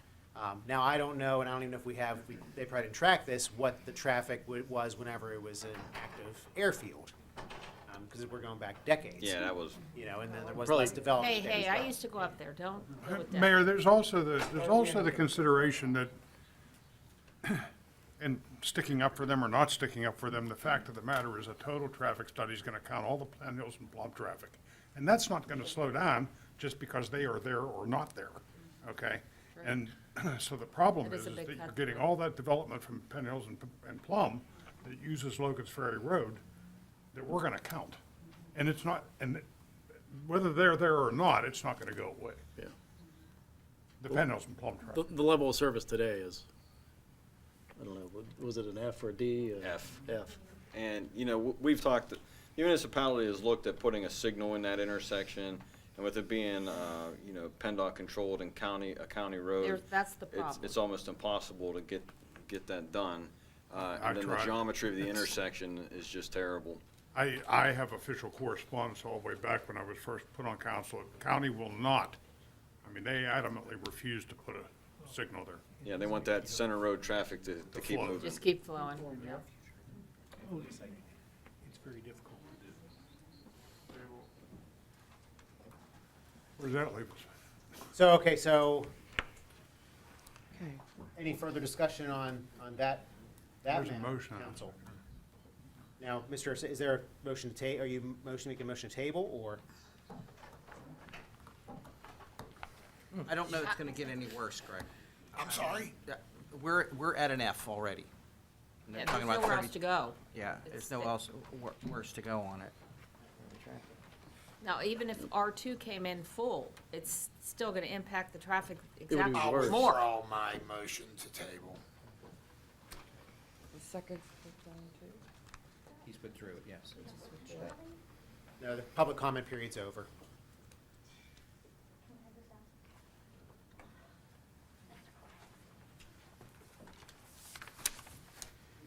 Mr. Jack, is there anything else you want to add to your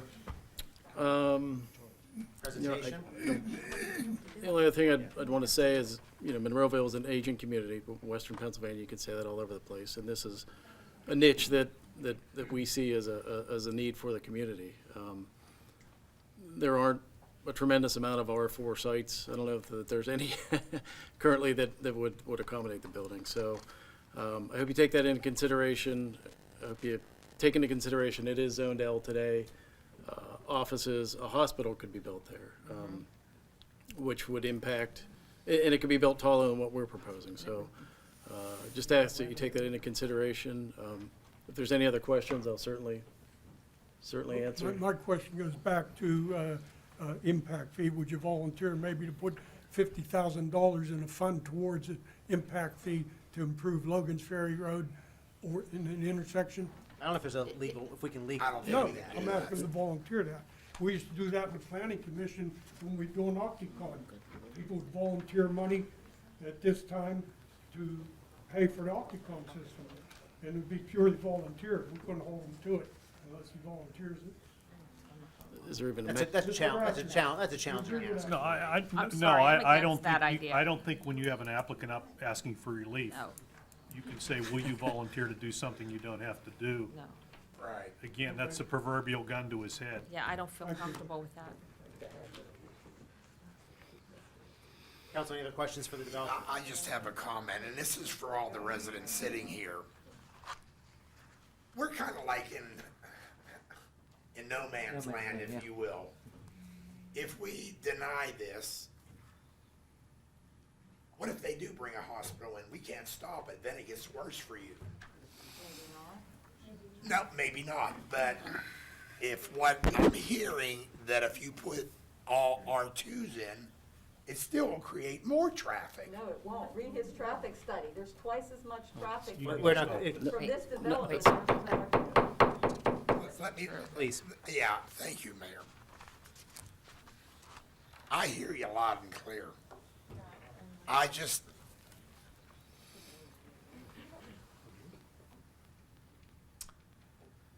as I said, I feel like I'm in no man's land. Nobody wins in this. Yeah, I mean, there's a lot of unknowns as far as what the site could possibly be. Changing the rezoning probably improves it from L. I understand the residents' concerns about the building itself. But I do believe there is a need for senior housing in Monroeville.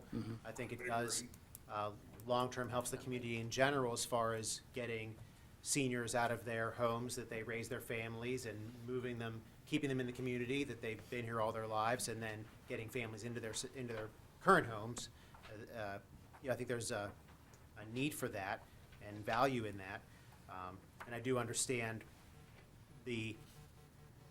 all single-family homes at the site, even though people think it's multifamily, multi-levels, that it's more impact than single-family homes, and that's not necessarily true. Especially whenever you're dealing with seniors that aren't going to work 9 to 5. Take a lot less trips per day. There are less trips, there's certain time they aren't coming out, whether they aren't coming out. But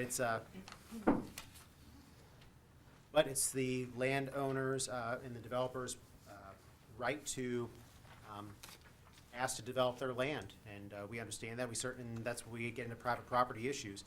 Certainly, everyone's entitled to do things on their own private property as long as they conform to the rules and regulations that we have. Mayor, in question, just to refresh my memory, I believe we had asked some other things in the last meeting, and to my recollection here, it appears that they've made those adjustments to the things that we asked or previously discussed in terms of We asked about offsets moving the and- driveway, the buffer zone, the Doing not single family on the doing balance. single family so that there could not be further big buildings Right. put on the property. Right. That would be done at another meeting.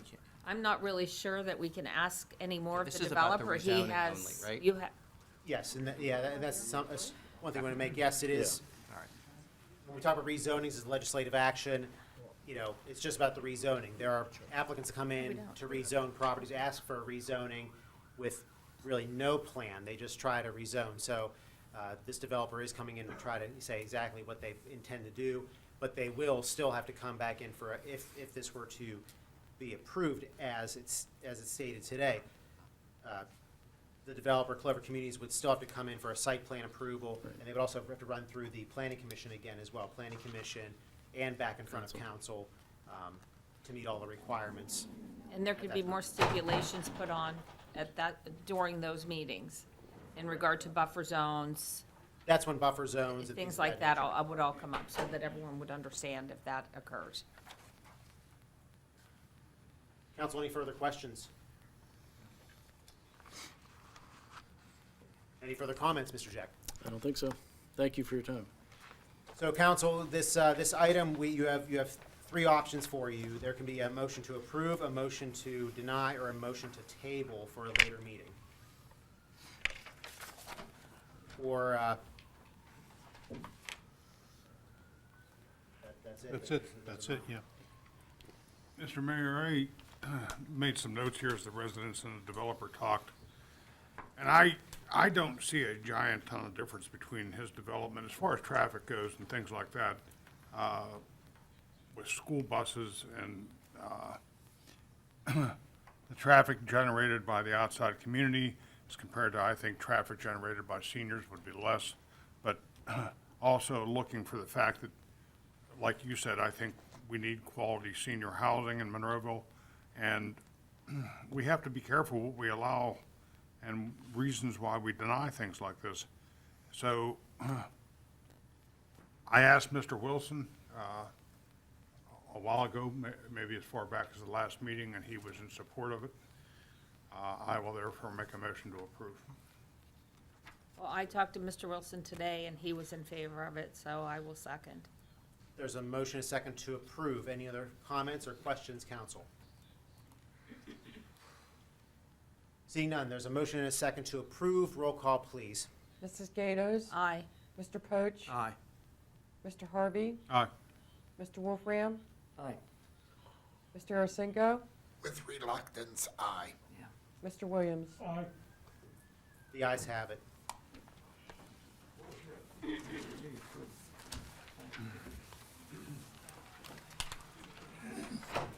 You want to give Counsel- them a minute, Nick? Yes, we are going to move into the rest of our meeting. Ladies and gentlemen, thank you for attending, but we'll give you a moment if you do not want to stick around for the rest of the meeting. Sharon, need a break? Yeah. Yeah, Actually, we are going to take a 10-minute recess for our stenographer. thank you. We are in recess.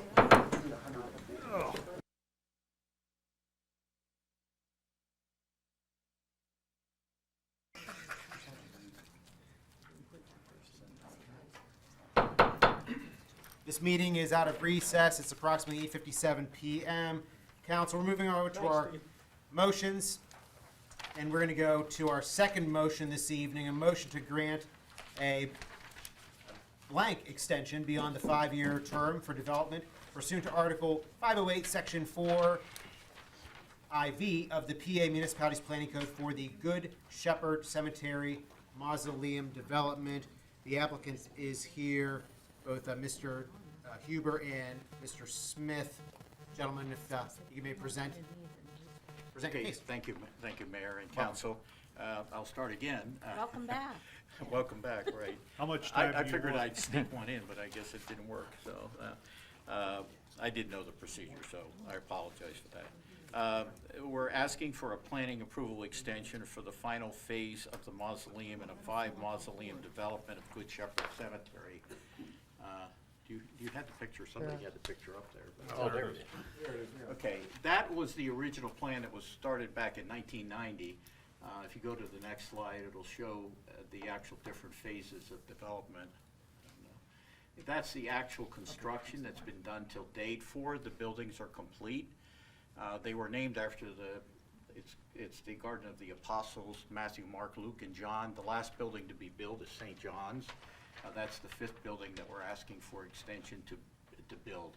This was the most recent building. It was approved, that went through the Planning Commission and Development, and we had to redo the retention pond. There was quite a bit of expense there, and there's the picture of the retention pond. So what we're asking for is an extension of time to build the 5th building. The way we typically do that is that we make it available for families as it's needed, as opposed to building it long before it's needed.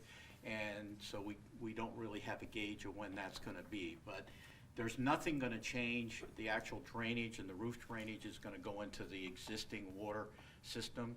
And the site is already prepared, and the plan's not gonna change. So what we were asking for is simply to get an approval of extension of the time to build it, which we need your approval to do.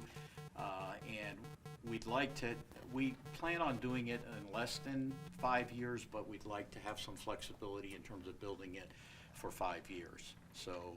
So you ask, it's blank on our notes. Yeah, Are you asking for 5? Yeah, we're asking for 5, yes. I'll make a motion to approve. Second. We have a motion and a second to Can I- approve. Approving the 5 years. Everybody? 5 years, Good? yeah. Yep. So we have a motion For 5 years. for 5 years and a second. Now we can discuss it. Oh, yes, please. If anything changes in regards to needed stormwater management or anything of those natures, that would fall under the fact that you would have to come up to that standard at that time. Well, that's what we were trying to avoid, because we just. But if it's 5 years from now, our standards may have changed, and I'm asking that we make sure that if something has changed, that they have to meet that qualification. Well, it is if you require it. Mr. Yes, Radford, no, wouldn't that be anybody? required Well, for the under the development municipality anyway? planning code, once you do approve this, he comes under what is in vogue right now. Correct. So he would not have So to. he gets the benefit of the extra 5 years under the old rules. You just have to make a decision as to whether or not you think the rules are gonna change, how much of an impact a building with these attributes would be overall. Okay, then what I would like to do before I'm willing to vote is, so that I make sure I understand, is I would like to ask our department heads, are they up to a code now that you think would be sufficient to carry them? Yeah, so what was approved 5 years ago? Correct. You're Is that- asking that- in well, relation that- to Cause now we're today. 10 years, you know, Well, if we give another 5. It was just approved. The final plan for the, doing the retention pond was in 2016. Okay, I'm sorry, 2018. I'm 18. sorry. 2018, okay. Okay, So we had to redo, there was already an existing retention pond there. Uh-huh. We had to redo the retention pond, and that was that last picture that I showed you, which is the new retention pond, and meet Okay. whatever the current standards are Okay. currently. And that's why we're asking for the extension, because we would rather not try to redo it again. I understand. I just want from Mr. our people to explain that. Mr. Hugus, if you could, Sure. As part of, Go ahead. and I'll speak about this, Mr. Wilden, because I lived it. So when they did the development, they did the subdivision plan, which encompasses only the mausoleums. So the stormwater management isn't for the entire Westland Cemetery, or I'm sorry, Good Shepherd Cemetery. It's just for that portion of it. Okay. So it was designed for that amount of impervious surface. And if they're only putting up the small mausoleum, it's kind of de minimis in the big picture of stormwater management. I kind of figured that was gonna be the case. I just needed to be 100% clear. Yeah. And I am now. Thank you. Okay? any further comments or questions, council? No. So the motion on the floor is to grant a 5-year extension beyond the 5-year term for development pursuant to Article 508, Section 4IV. Motion and a second to approve. Roll call, please. Mr. Williams? Aye. Mr. Arsenko? Aye. Mr. Wolfstr? Aye. Mr. Harvey? Aye. Mr. Poach? Aye. Mrs. Gatos? Aye. The ayes have it. Good luck with your project. Thank you. Thank you, sir. Thank you. Thank you. All right, council, I know we're shuffling this around a little bit here. We have one more motion. I'm going to do both motions now, then we'll go back to the beginning and go into our regular order here. So we have a motion to accept the resignation of Scott Belts from the Monroeville Municipal Authority. Motion to approve. We have a motion. Is there a second? Second. Motion second to approve. Comments? Seeing none, roll call, please. Mrs. Gatos? Aye. Mr. Poach? Aye. Mr. Harvey? Aye. Mr. Wolfram? Aye. Mr. Arsenko? Aye.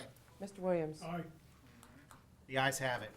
Council, moving over to our first page, we're going to start with an executive session announcement. The council conducted an executive session before tonight's council meeting on Tuesday, May 11th, 2021, from 6:15 PM to approximately 7:05 PM for personnel and litigation reasons. Council legislative action, if any, shall be taken at tonight's council meeting.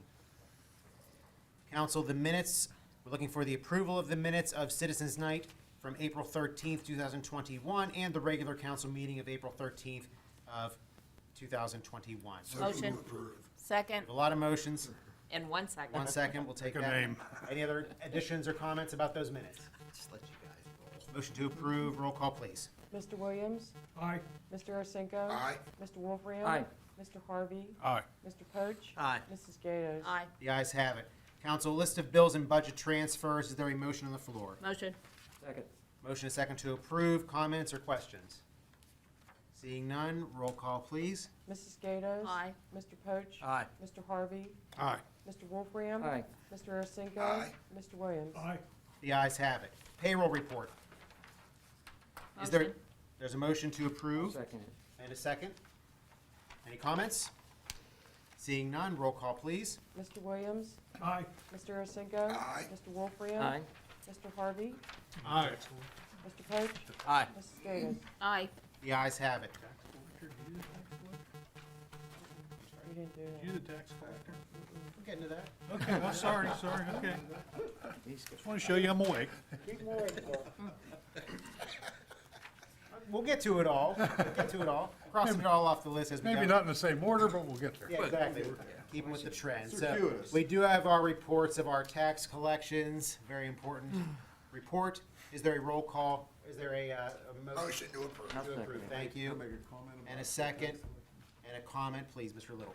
Okay, I just want to, I want to bring to council's attention the mercantile tax and the business privilege tax. As I had mentioned to council going back a year ago, we have kept an eye on this, and then more specifically, when the budget was approved, I mentioned April 15th would be a very important date with respect to these two taxes because of the pandemic and quite possibly the lack of revenue in those areas. But I'm pleased to announce, and council can look at the green sheets here, and this will be on the website, and anybody in the public can look at it.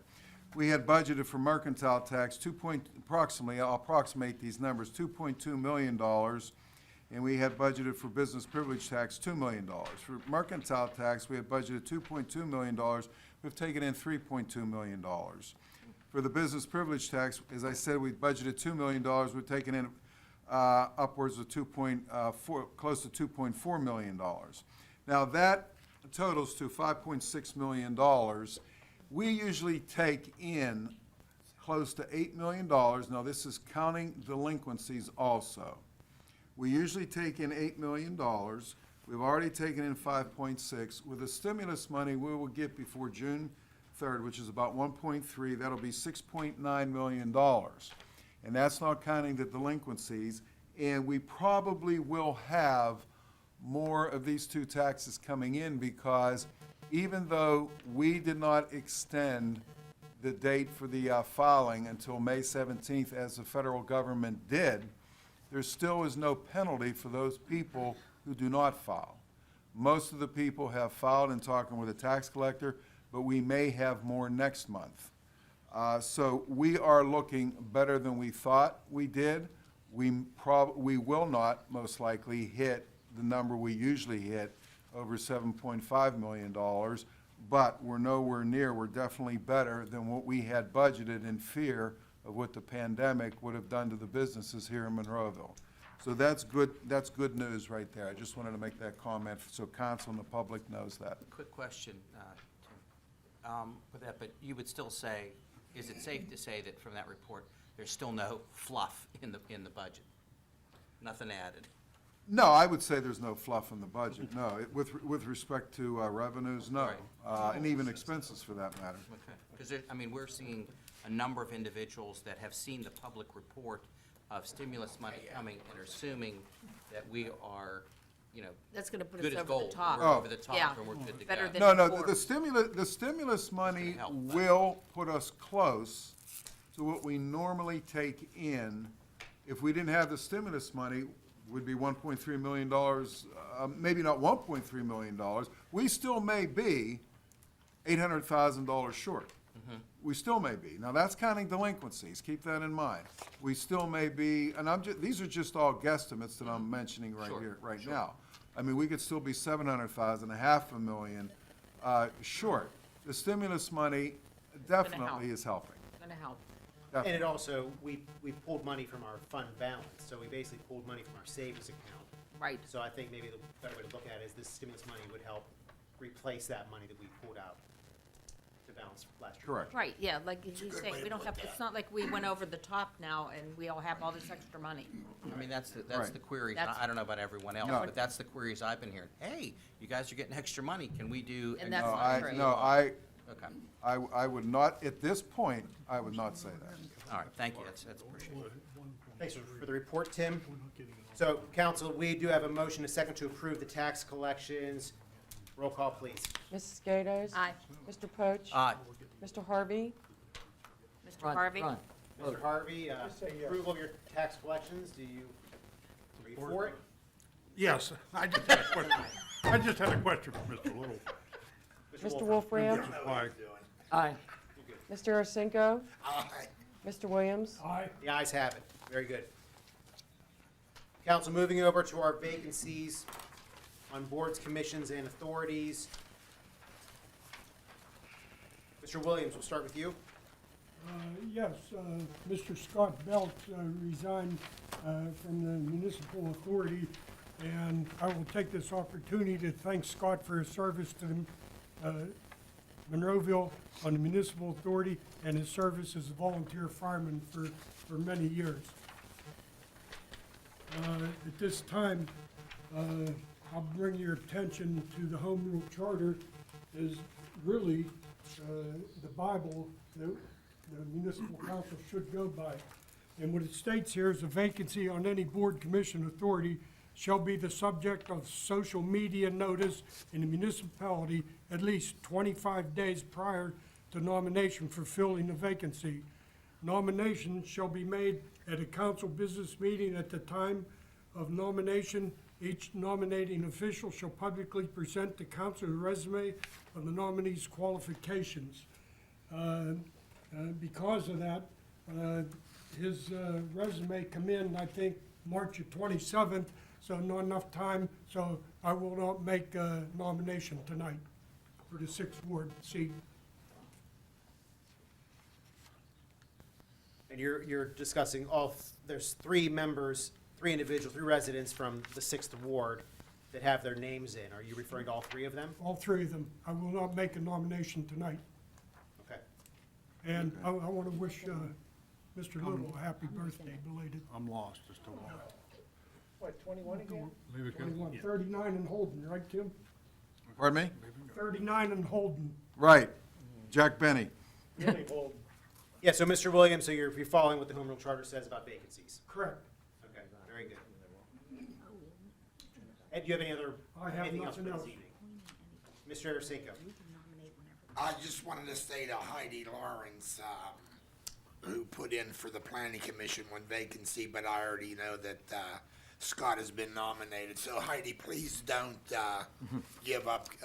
There may be other vacancies, and I'd be more than glad to put you on any board that there are vacancies. No, nothing. Thank you, Mr. Mayor. Mr. Mayor, I do have something else. No problem. There was a complaint about Young Drive. And what I would like to do is make a motion. Is this a vacancy on a board or commission? No. Why don't you hold that thought? Hold that thought. We'll come back to you. Okay. And Mr. Arasenko, you're still good? I'm great. Nothing else? Okay. Mr. Wolfram? I have nothing, Mr. Mayor. Mr. Harvey? Nothing. Mr. Poach? 2 things for this evening at least. Can you move forward on the planning commission, Mr. Walker? Mr. Walker? Yes, Bruce Walker. Can't hear him. I'm sorry, can you not hear me? Can hear you now. Go ahead. Sorry, guys, I apologize. Your outside voice. Yeah, I use my outside voice. Mike usually works better. Planning Commission, Mr. Walker, Bruce Walker from Saunders Station Road. So you're making On a nomination? Nomination for the Planning Commission. I'll second it. There's a motion second to nominate Mr. Walker to the planning commission. All in favor? Aye. Opposed? Ayes have it. And the last one was Mike Perry for the Human Needs and Resource Advisory Board. I'll second. I didn't hear. I'm sorry, Ron.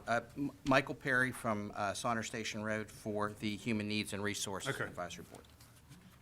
Motion second, all in favor? Aye. Opposed? Ayes have it. Mr. Poach, anything else? No, sir, thank you. Mrs. Gatos? I'd like to make a nomination for Mark Zwadniak for the Monroeville Municipal Authority. Second. I didn't hear what you said. Sorry. A nomination for Mark Zwadniak for the Monroeville Municipal Authority. Of the sixth What ward? ward is he from? 6. Well, that's not your nomination to make. I can make it, though. And it's supposed to be 25 days It's after a his nomination. resignation. We can make a nomination. It's not an appointment. Did we get a second or what? Yes, we did. No, Mr. I Poach, did. second. Yeah, because it's not an appointment.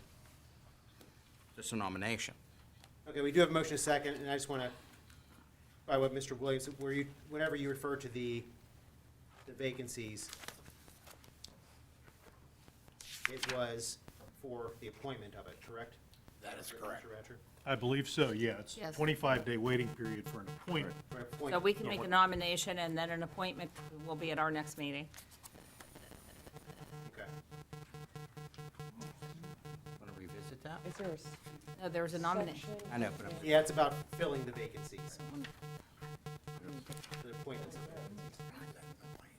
So we have a motion, a second to nominate. Nominate, to nominate. nominate, yes. Correct. Only nominate. All in favor? Aye. Opposed? Opposed? Roll call vote, please. Mrs. Gatos? Aye. Mr. Poach? Aye. Mr. Harvey? Aye. Mr. Wolfram? Aye. Mr. Arsenko? Mr. Williams? No. The ayes have it. Okay. Anything else? I'm not really sure who has Raspberry Drive. Is that, Mr. Harvey? Is Raspberry Drive yours? Pardon me? Raspberry Drive, is that yours? That's mine. There was a name for the Monroeville Finance Authority. I didn't know if you recognized that or not. I did not see It's- that, and nor did I recognize him, but he's the only person that's put in, so I Correct. will make the nomination for Andrew Kennedy, nominate for the Monroeville Finance Authority. I'll second that. Motion second to nominate. All in favor? Aye. Opposed? Ayes have it. And I do believe that takes care of all the ones that put in. Thank you.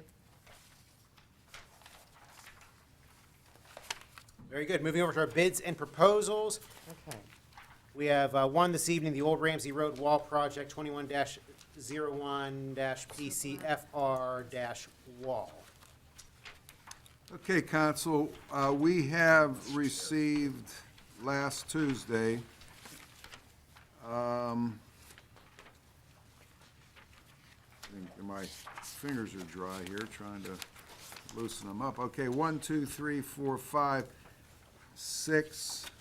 We received 6 bids, and you have in your packet a letter from Doug Abico of Garvin, Ballard, and Beco, our engineers, our geotechnical engineers for this project. And I'll let Mr. Hugus make any comments he wants. Yeah, because I didn't acknowledge it. Good evening again.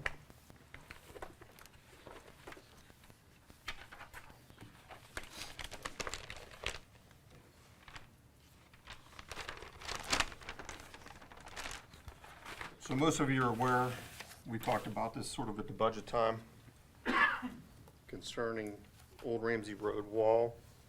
Old Ramsey Road is limited to one-lane traffic at this point in time because of the failure of the wall. In 2014, there was a soldier beam and lagging wall built on the kind of the middle part of Old Ramsey Road from this point north. About 150 foot of that wall was constructed. And actually, at that point in time, we talked about repairing the entire length of the wall, but it was decided at that point that it was not fiscally responsible to do so. Of course, about a year later, we started to see the rest of the wall fail. The wall was originally constructed 93, 94 timeframe. So we went out to bid to repair about 350 foot of the wall. And this is a good depiction of kind of what the wall looks like if you're standing in the stream. And you can see, is that showing up on your monitors? You can see this section of the wall is collapsing. And then again, a little further south towards Forbes Road, there's another section of the wall that's also collapsing. So this is a design build approach to this wall. And again, it was put out for public bid, the bids come in, and as Mr. Little stated, it's about $500,000 for the lowest responsible bidder. And this is a better price than what was anticipated, correct? It was, we had originally estimated about $1 million. One of the things that was removed from this bid was the actual paving of Old Ramsey Road. We're just gonna piggyback off of our paving bids that we have for this year. And that would be because they would use a subcontractor. They would It use cost this- us more money, so we yes. might as well use the good And I'm pricing. probably thinking about between $75,000 to $100,000 for the paving Yeah. of this, so we're still We're at still the way ahead. $600,000 range for It's the still repairs. further ahead. And it'll be completed, hopefully, if we can get the materials in, it'll be completed by the end of October. Trick or treat. Yes. Maybe Forbes Road will be open by then. Yeah, maybe. Yes, which we don't have an answer on, Yes. so. Questions, concerns, comments? No, you can see through the road. I mean, there's now a hole in the road itself, not just, like, I didn't even realize how bad the wall was. But you can literally see a hole and look down. It's a building catch basin. Oh, it's awesome. It's, yeah, What'd you say, Paul? It's a building catch basin. it's a mess, so. No structure required. Super happy to see this, so. We gotta do it. If I'm making a motion that we approve this with the bidder recommended. That would be Beaver, Yes, sir. Beaver Excavating for the price of $496,400. Motion and a second. You making a motion? I did. Did I second? Second? Yes. Okay, very good. Any other comments, council? Mr. Little? Staff? No. Do we want to talk about the road program right now, or do you want to wait? I was gonna do it on my report. Okay, all right, okay. Okay. So we have motion second to approve. Roll call, please. Mr. Williams? Aye. Mr. Arcinigo? Aye. Mr. Wolfram? Aye. Mr. Harvey? Aye. Mr. Poach? Aye. Mrs. Gatos? Aye. The ayes have it. Thanks, Paul. Thank you for all the work on this. Council, we're going to stay with our theme of jumping around. I do have to jump back to the vacancies on boards, commissions, and authorities. Mr. Ratcher pointed out to me a moment ago that, actually, Mr. Williams, what you mentioned was absolutely correct. Oh. That, as it states, it's because a vacancy's handled, pardon me, a vacancy's handled differently Than an expired term. than expired terms. Yeah, and this provision is new. When the changes were made to the Home Rule Charter, 2-3 years ago? Oh. This is a new requirement that it first be published in social media. So the vacancy needs to be published in social media. So the nomination is in effect a nullity because it cannot occur yet. So, So that is, And that's only because is it because someone left the seat or? Correct. That's, okay, that's what makes vacancies, the difference. midterm vacancies or any time during the term are handled a little bit differently than new terms. and it's a way to give the residents fair notice that there is a vacancy, that they aren't just finding out the day of the meeting, and it's already, maybe someone already has. Well, I their name. apologize to you then, Mr. Williams. I did not know that, and I understand. And also, everyone needs to understand, this is not, Mr. we had a gentleman, I don't want to say the name, thought this was a Ward 1, I think, just because the person that resigned was from Fire Station 1. So, So we are striking the nomination of Mark Zwadniak of Ward 6 for the until municipal next authority. month, I guess, yeah, Okay. we have to do that. Yeah, and obviously, Mr. Little can follow up on making sure. Well, just to, have a clarification on that, because we do put these on the website. So is that, Well, but the vacancy really, until you accepted the resignation, the vacancy wasn't effective. Oh, So you okay, so, accepted Mr. okay, Beltz's all right, okay. The vacancy resignation, occurred tonight. okay. so all we've right, got a okay. 25-day window Because we here. accepted Right, it okay. tonight. You can nominate Okay. I'm next with month. you, all right. So it's 25 days. Yeah, what is that sound? What? So, Mr. Williams, yeah, you were correct. What section of the Home Rule That is 1804, Section 1804, Article, Thank Section 1804, vacancies. Article A, 18, A. boards, commissions, and authorities, Section Yeah, I 1804, remember. vacancy. Yeah, that was changed, where we had to advertise, it was getting expensive advertising that in the paper all the time, that's why we put it social media. So we can do it on the website. Right. So you'll just have it up on the website then? Correct. That's, okay. Thank you. So there is one vacancy for the Monroeville Municipal Authority, just so everybody knows, but it will be posted. Council, we're moving down to our resolutions. We have one resolution this evening. Mr. Little. Yeah, this is a resolution that has been tabled from authorizing distribution of grant funds for the Memorial Day Parade.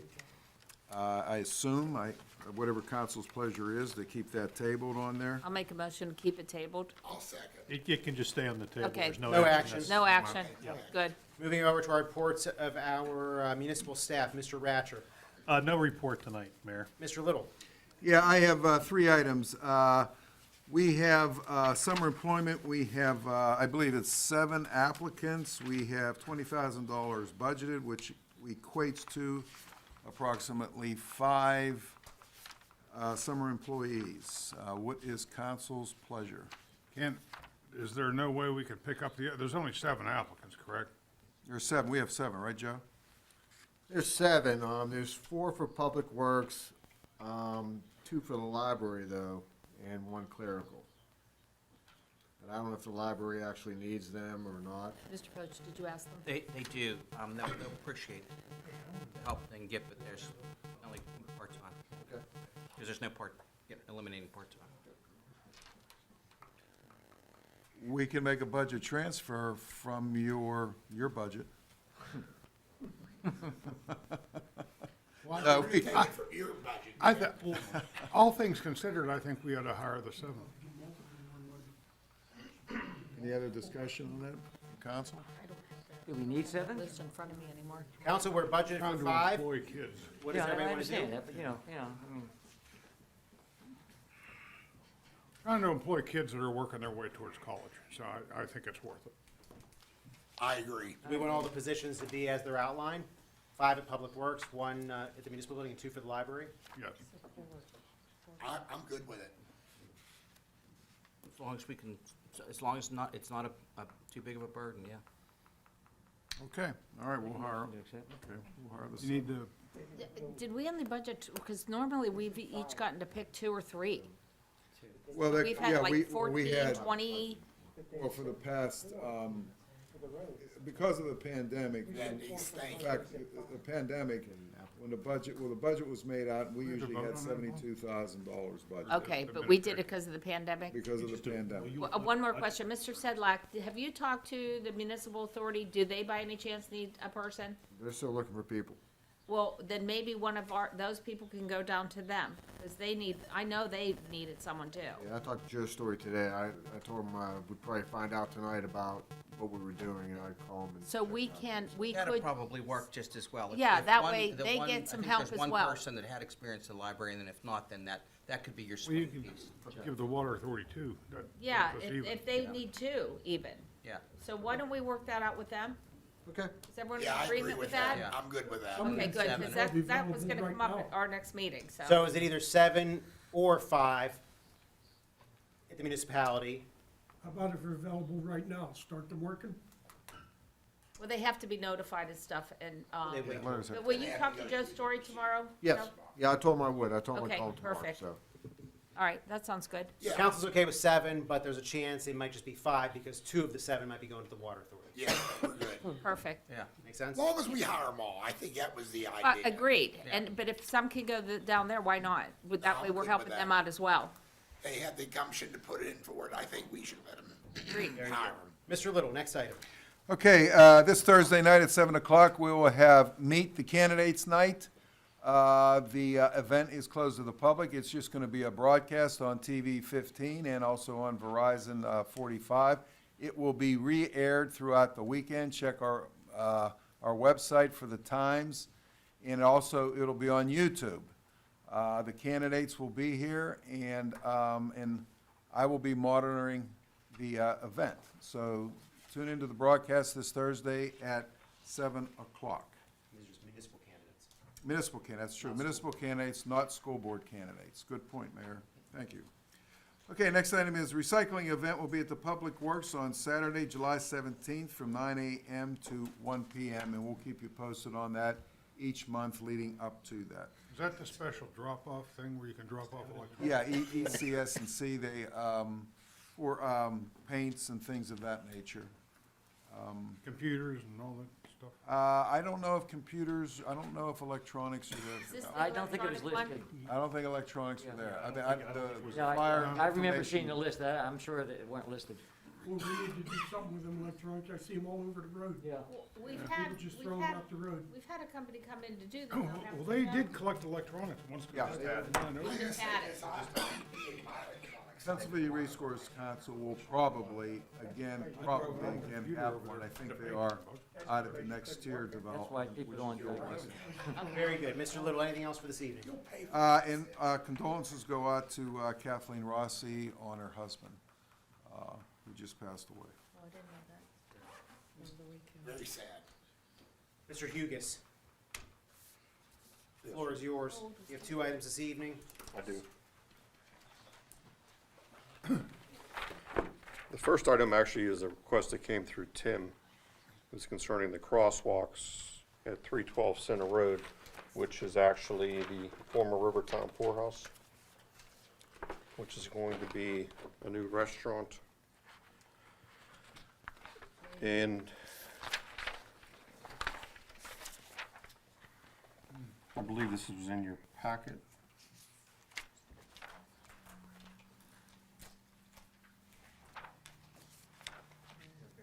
So back when it was the Rivertown Poorhouse, there was a request from the municipality that went to the county for the municipality to establish the crosswalk across Center Road from the parking lot to the facility with the crosswalk indicators near and far on both sides, and the actual painted crosswalk on Center Road. What occurred was, when the road was paved, the county paved the road 2 years ago. They paved over top of the white markings on Center Road. When I requested that crosswalk, they denied me. The sign's still there. Yeah, but No, these, no, yeah. signs they approved. The crosswalk, they would That not is a approve. fact. Yeah. Because They they allow said it now. there's too many places for the people to cross, and I forget how many listed excuses they gave. They would not let us paint a crosswalk on that. And we asked the county for documentation of such response to the municipality, and they didn't have any. I have it. Well, good, they didn't have it. So the email that was received at the manager's office, one of the items from the county to the municipality said if Monroeville wishes to reinstall the crosswalk, the county would be willing to grant permission for that because a crosswalk previously existed at the location, and this would be considered maintenance of said crosswalk. So they want us to do it at our expense. I think they want you to do to take the liability. That's what I was going to just ask. That liability falls on us then, correct? Probably on the motorists. It would be on them as well. I mean, if they think they're getting out of the liability by doing that, I think they're mistaken. It's their That's road. why They'll be a asked. part of it too, but yeah, it'll be some liability for the municipality, but you know, I think it's a safety factor. you have many crosswalks and intersections and things. This is sort of a de minimis But you addition to that. explained it though, they're going Yes. to be as well as us. Yeah, And that they're- would be they're on not gonna any of get the out. crosswalks, correct? Pardon me? Any of the crosswalks, it would be with the state Correct. or the county. Correct. So I'm fine with that. So the options are the municipality would redo it, or the county would do it, but we have to do a traffic and engineering study to show that it's warranted. Well, whenever you say redo it, do you mean just paint the road, paint the crosswalk? We'd have to reestablish what was there originally. And other than paint, is there something else? The additional signage, some of the signage is missing Okay. that was there originally. The But near, stuff that what we I paid- call them, the near signs are there, but the far signs are missing. With the traffic study, that would fall on, Us. No, the municipality would have to supply the traffic study That's If the county, ridiculous. if the county. if the were to do county it. was going to do it. But if we were Now- to just put up signs and paint the road again, we can just do it. Correct, and the county's already said that the ADT, which is the average daily traffic, is 16,600, which is above the 15,000 threshold that they use under the MUTCD manual for that type of movement. So they're already telling you that it's above the threshold, and you would probably need some type of a warning light, and that would send you to PennDOT, because PennDOT's the only one allowed to have signals. So we're gonna be in a circle. But that's all based on if we decide to Correct. have the county do it. Maybe we could each take a couple hours Well, or a day these and be four signs crosswalk were guards. never there. Only the two on the left side of the road as you're looking at this drawing. Okay. They're the only two that ever existed. Well, the two near signs, I'll call them, Ron, are up there today. They're there in today's world. The two on the right side of the drawing, No. The ones closest to the crosswalk to the parking lot.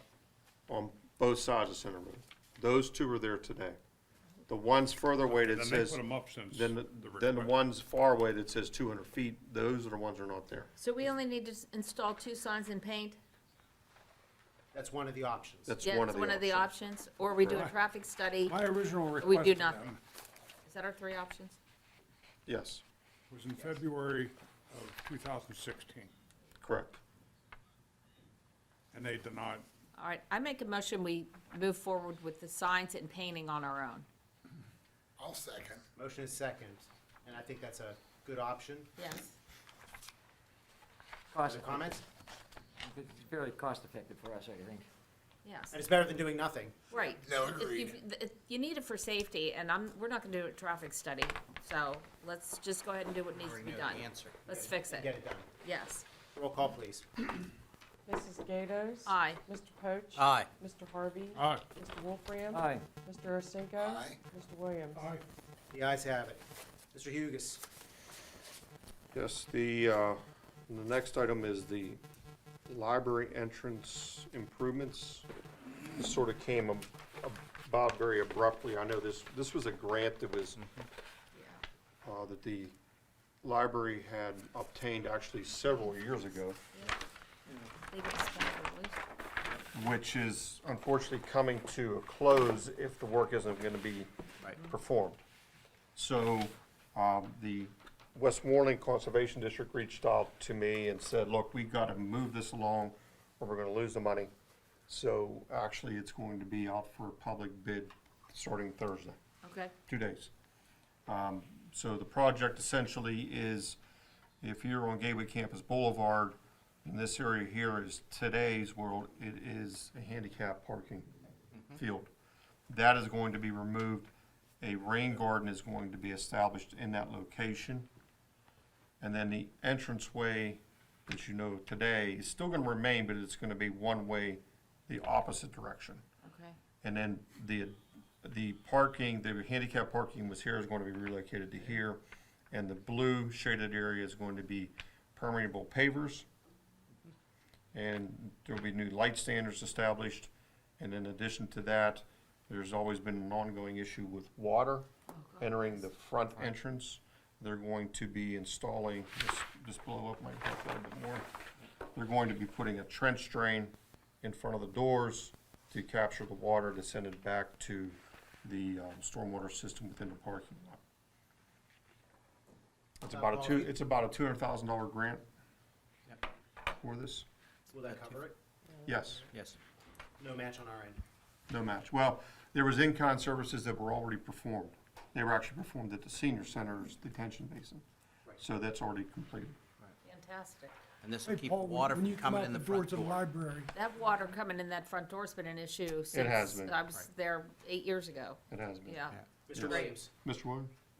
when you come out of the library doors, walk to the street, there'll be no curb there when it's done? I'm not following. You mean where the sidewalk intercepts with the roadway? Yes, Yeah, because it has to be handicap accessible. okay. The curb cutting. Correct. So, do we have And to the make a so- motion or something, or? Yeah, so just the existing parking lot's staying the same? Are you- Yes, no, Are you we, cutting into the grassy area? the municipality paved the parking lot last year. Correct. So that will not be disturbed. It's just from so the asphalt ends here from last year. This section here will be, this is the disturbed area. Am I correct? But that's the existing driveway. Correct. Okay. And then the new handicap parking will be into the grassy area that's currently there? That's correct. Okay. There's some vegetation, trees, bushes that'll have to be removed. And is this does warrant a vote, or is this already just, this is more informative? Well, it's more informative. It's not gonna cost the municipality anything. It's just that we do have to front the cost and then we'll be reimbursed as it is with any kind of project. grant like this. Yeah, I Yes, think it it is. Long waited, Getting long those front overdue. doors fixed alone Yeah, is worth I it. would, it's an FYI for council. Thank you so much. Mr. Hughes, anything else? Yes. I have a third item that's not on my list. I apologize. It's No a late, problem. it's a late night. I'll pass these out and talk at the same time. Thank you. Do you have one for Sharon? Do I need one?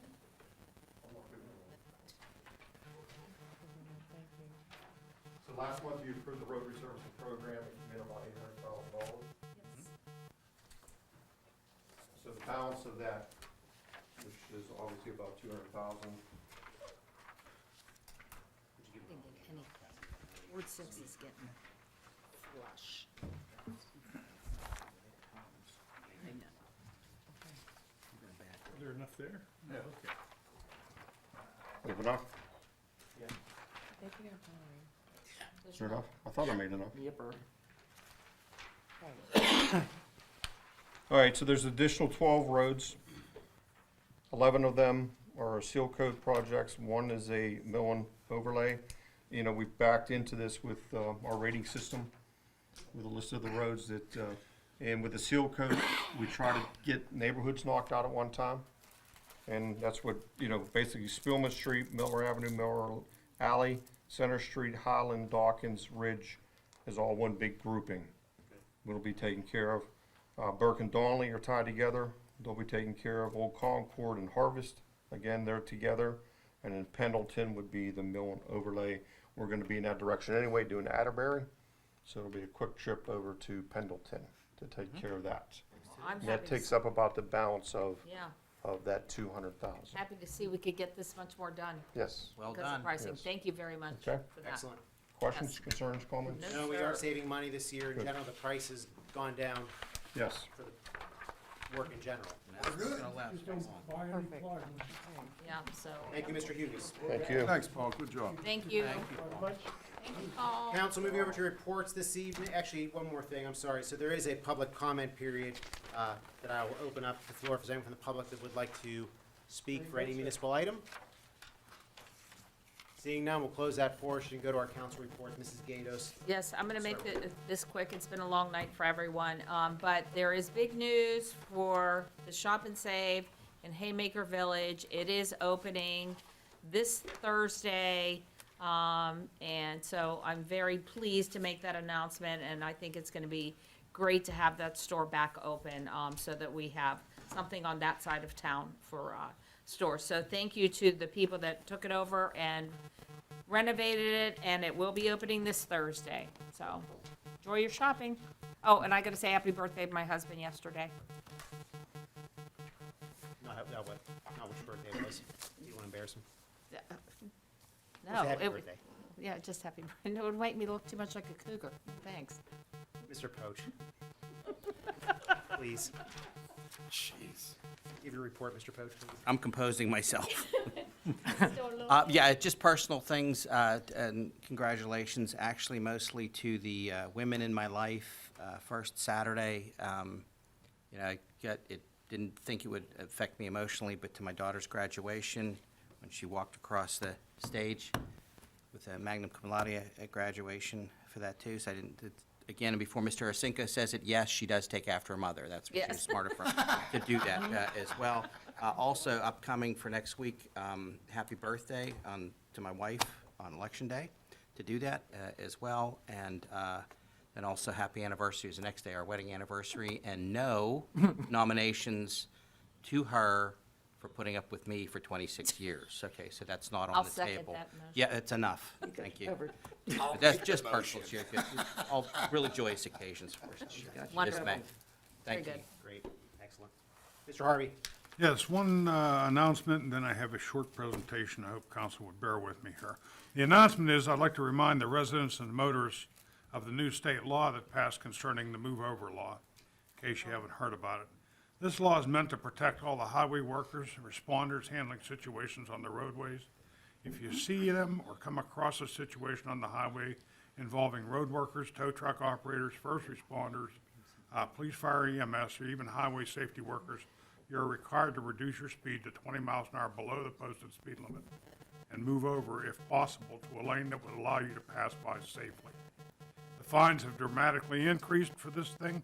There's way too many deaths involving these responders due to high speeds and careless drivers. So please pay attention and be careful of these people when you're on the highway. The second thing is Harold and Jason, you want to come up to, I'm going to pass this out. And I have a couple slides I want you to look at so you understand what I'm talking about. I may gotta go that way. 1, 2, 3, 4. Okay, well, I'm sorry, Joe. This will be. I'm here to keep us safe. For entertainment. Oh, I love that. I have a short presentation to make and a request from council. We are the owners of the training academy, the Police and Fire Training Academy, or the Public Safety Training Academy. And we haven't invested much in a typically throughout the years. Currently, after inspection, the fire department training tower has 2 burn rooms in it. And these are the rooms that the fire department is allowed to set actual fires to give experience to not only experienced people, but new people. They are no longer usable by the fire department because the burn towers are old, cracked, and allow the heat to leak through and would damage the structure. There, if you haven't seen it, That is the building I am talking about. And I'll let Jason and Harold explain to you what you're about to see here. You can go ahead to the next picture. There you go. So hold there. Those are the burn towels, correct? Correct. Those towels are supposed to be tight enough together that they won't allow the heat that they cause in these rooms to damage the structure. And as you can see, that's not the case. Unfortunately, these towels are very, very expensive. They were put in there by the manufacturer of the tower when it was built. I think we've replaced them. I think one, maybe 2 times Yeah, since. It I was think done one time we in-house. replaced them, and one time we just had to replace certain ones, certain towels. But as you can see, there are 2 burn rooms. These are the condition of the towels, and they need replaced so they can continue training there, having state classes there, state certified classes, and have actual fire in both these rooms. So right now, these rooms are out of commission? They are. Right there, you see the junction box. That is where the instructor is supposed to be able to hook up his meter so he can tell what the temperature is inside the room when the firemen are in there. I don't have to explain anything more about that. So the bid you see here in front of you is from the company that built the tower. They came out and did an inspection and Jason, you were with them? I was not with them the day of the inspection, Okay. but myself and But I including believe in Chief this Cole met them over is the there. repair of that junction box so they can plug their monitors in, the state instructors can plug their monitors in and monitor the temperature of the rooms that the firemen are in.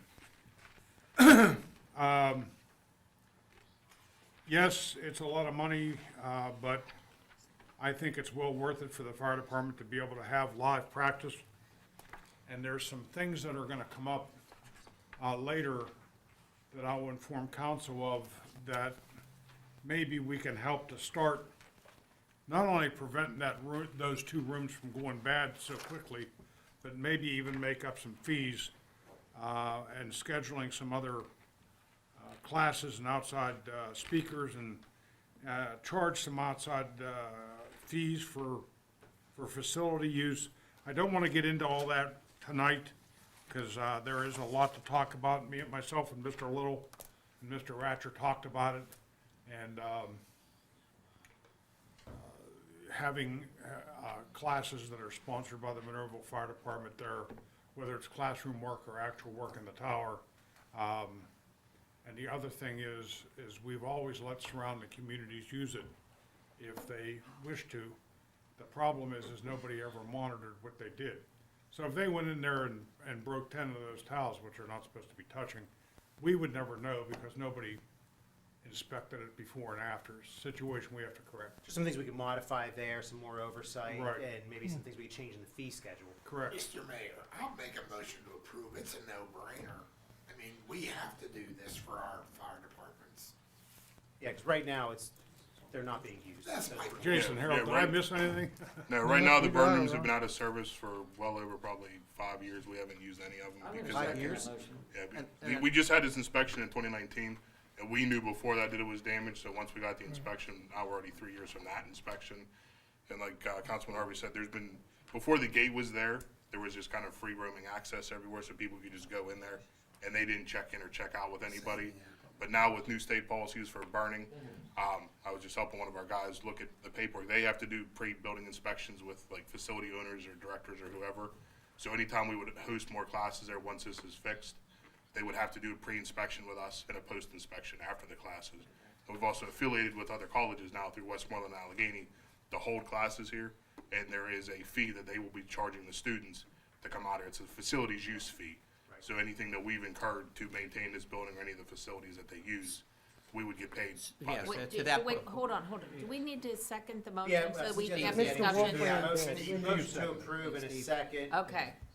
And I discussion. didn't hear the second. Is there further Sorry. discussion, or? Yeah, I mean, just one Yes. quick question too on that, Jason, as well. So back to that point, so essentially, now with the future, these agreements that are in Yes. place, to help further defray, the Yeah, ongoing especially use with of the costs. Westmoreland one, we spoke to their director exclusively about holding classes and any fees that would be incurred by us out here as far as materials.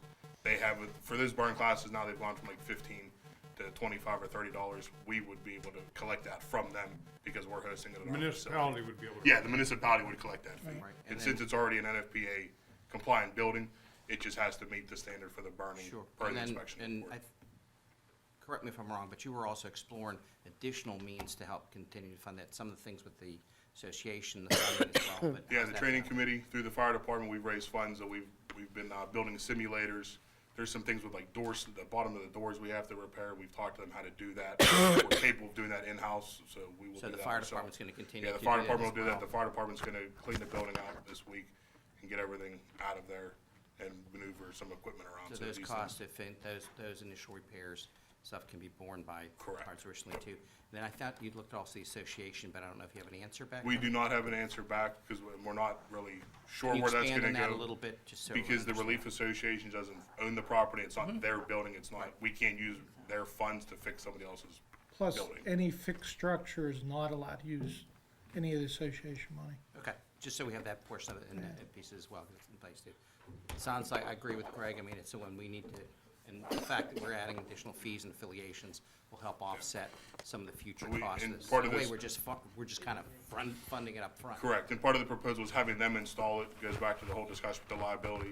If we have them do it with their people, and it's installed to their standards. I'm good with that. Now, this number, though, everyone needs to make sure they understand, it's higher than this a little bit, because there's the taxes and stuff, it says are not included. Am I right? Let me bring it up. It Oh, I says didn't print that out. Yeah, just for the exclusions public too, the is total. labor, engineering, bonds, taxes, permits, special, like, So it's material and labor. yeah, and so I think it's just gonna be a little higher, not that it changes the opinion, just, but, so that we don't put in concrete that number and then we're short. Well, just for the public's knowledge, the invoice here, this is material and labor. The total is $41,983. But yeah, there might be, There is definitely gonna be tax on the It's gonna fluctuate. materials and, I don't think so. No, it's, no. look on the No, second there page, should be no it says tax on it. that it's Well, excluded. I think that bottom is their it should be disclaimer, but I don't exempt. think we'll end up having to do any No, we tax. Okay, No. all right, No, we just should in be case. exempt. And the I just wanna- materials are included in there.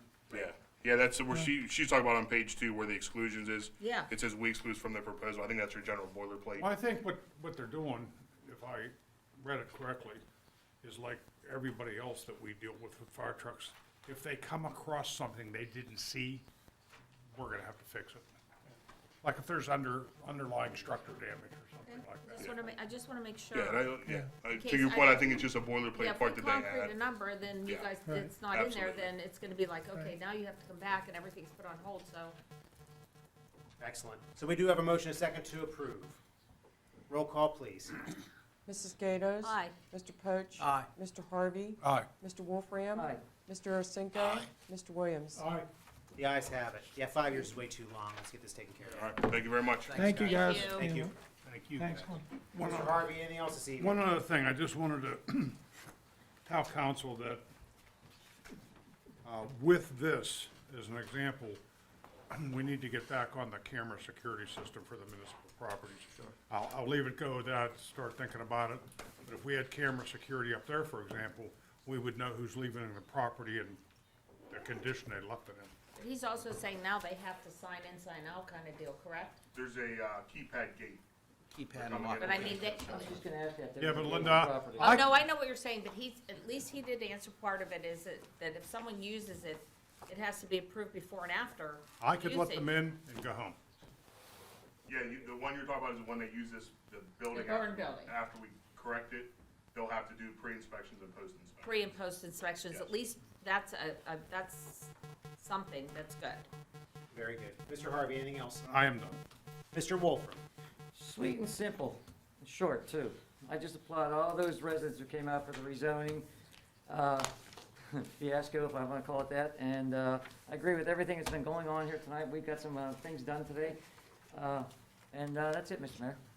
Thank you. Mr. Arasenko?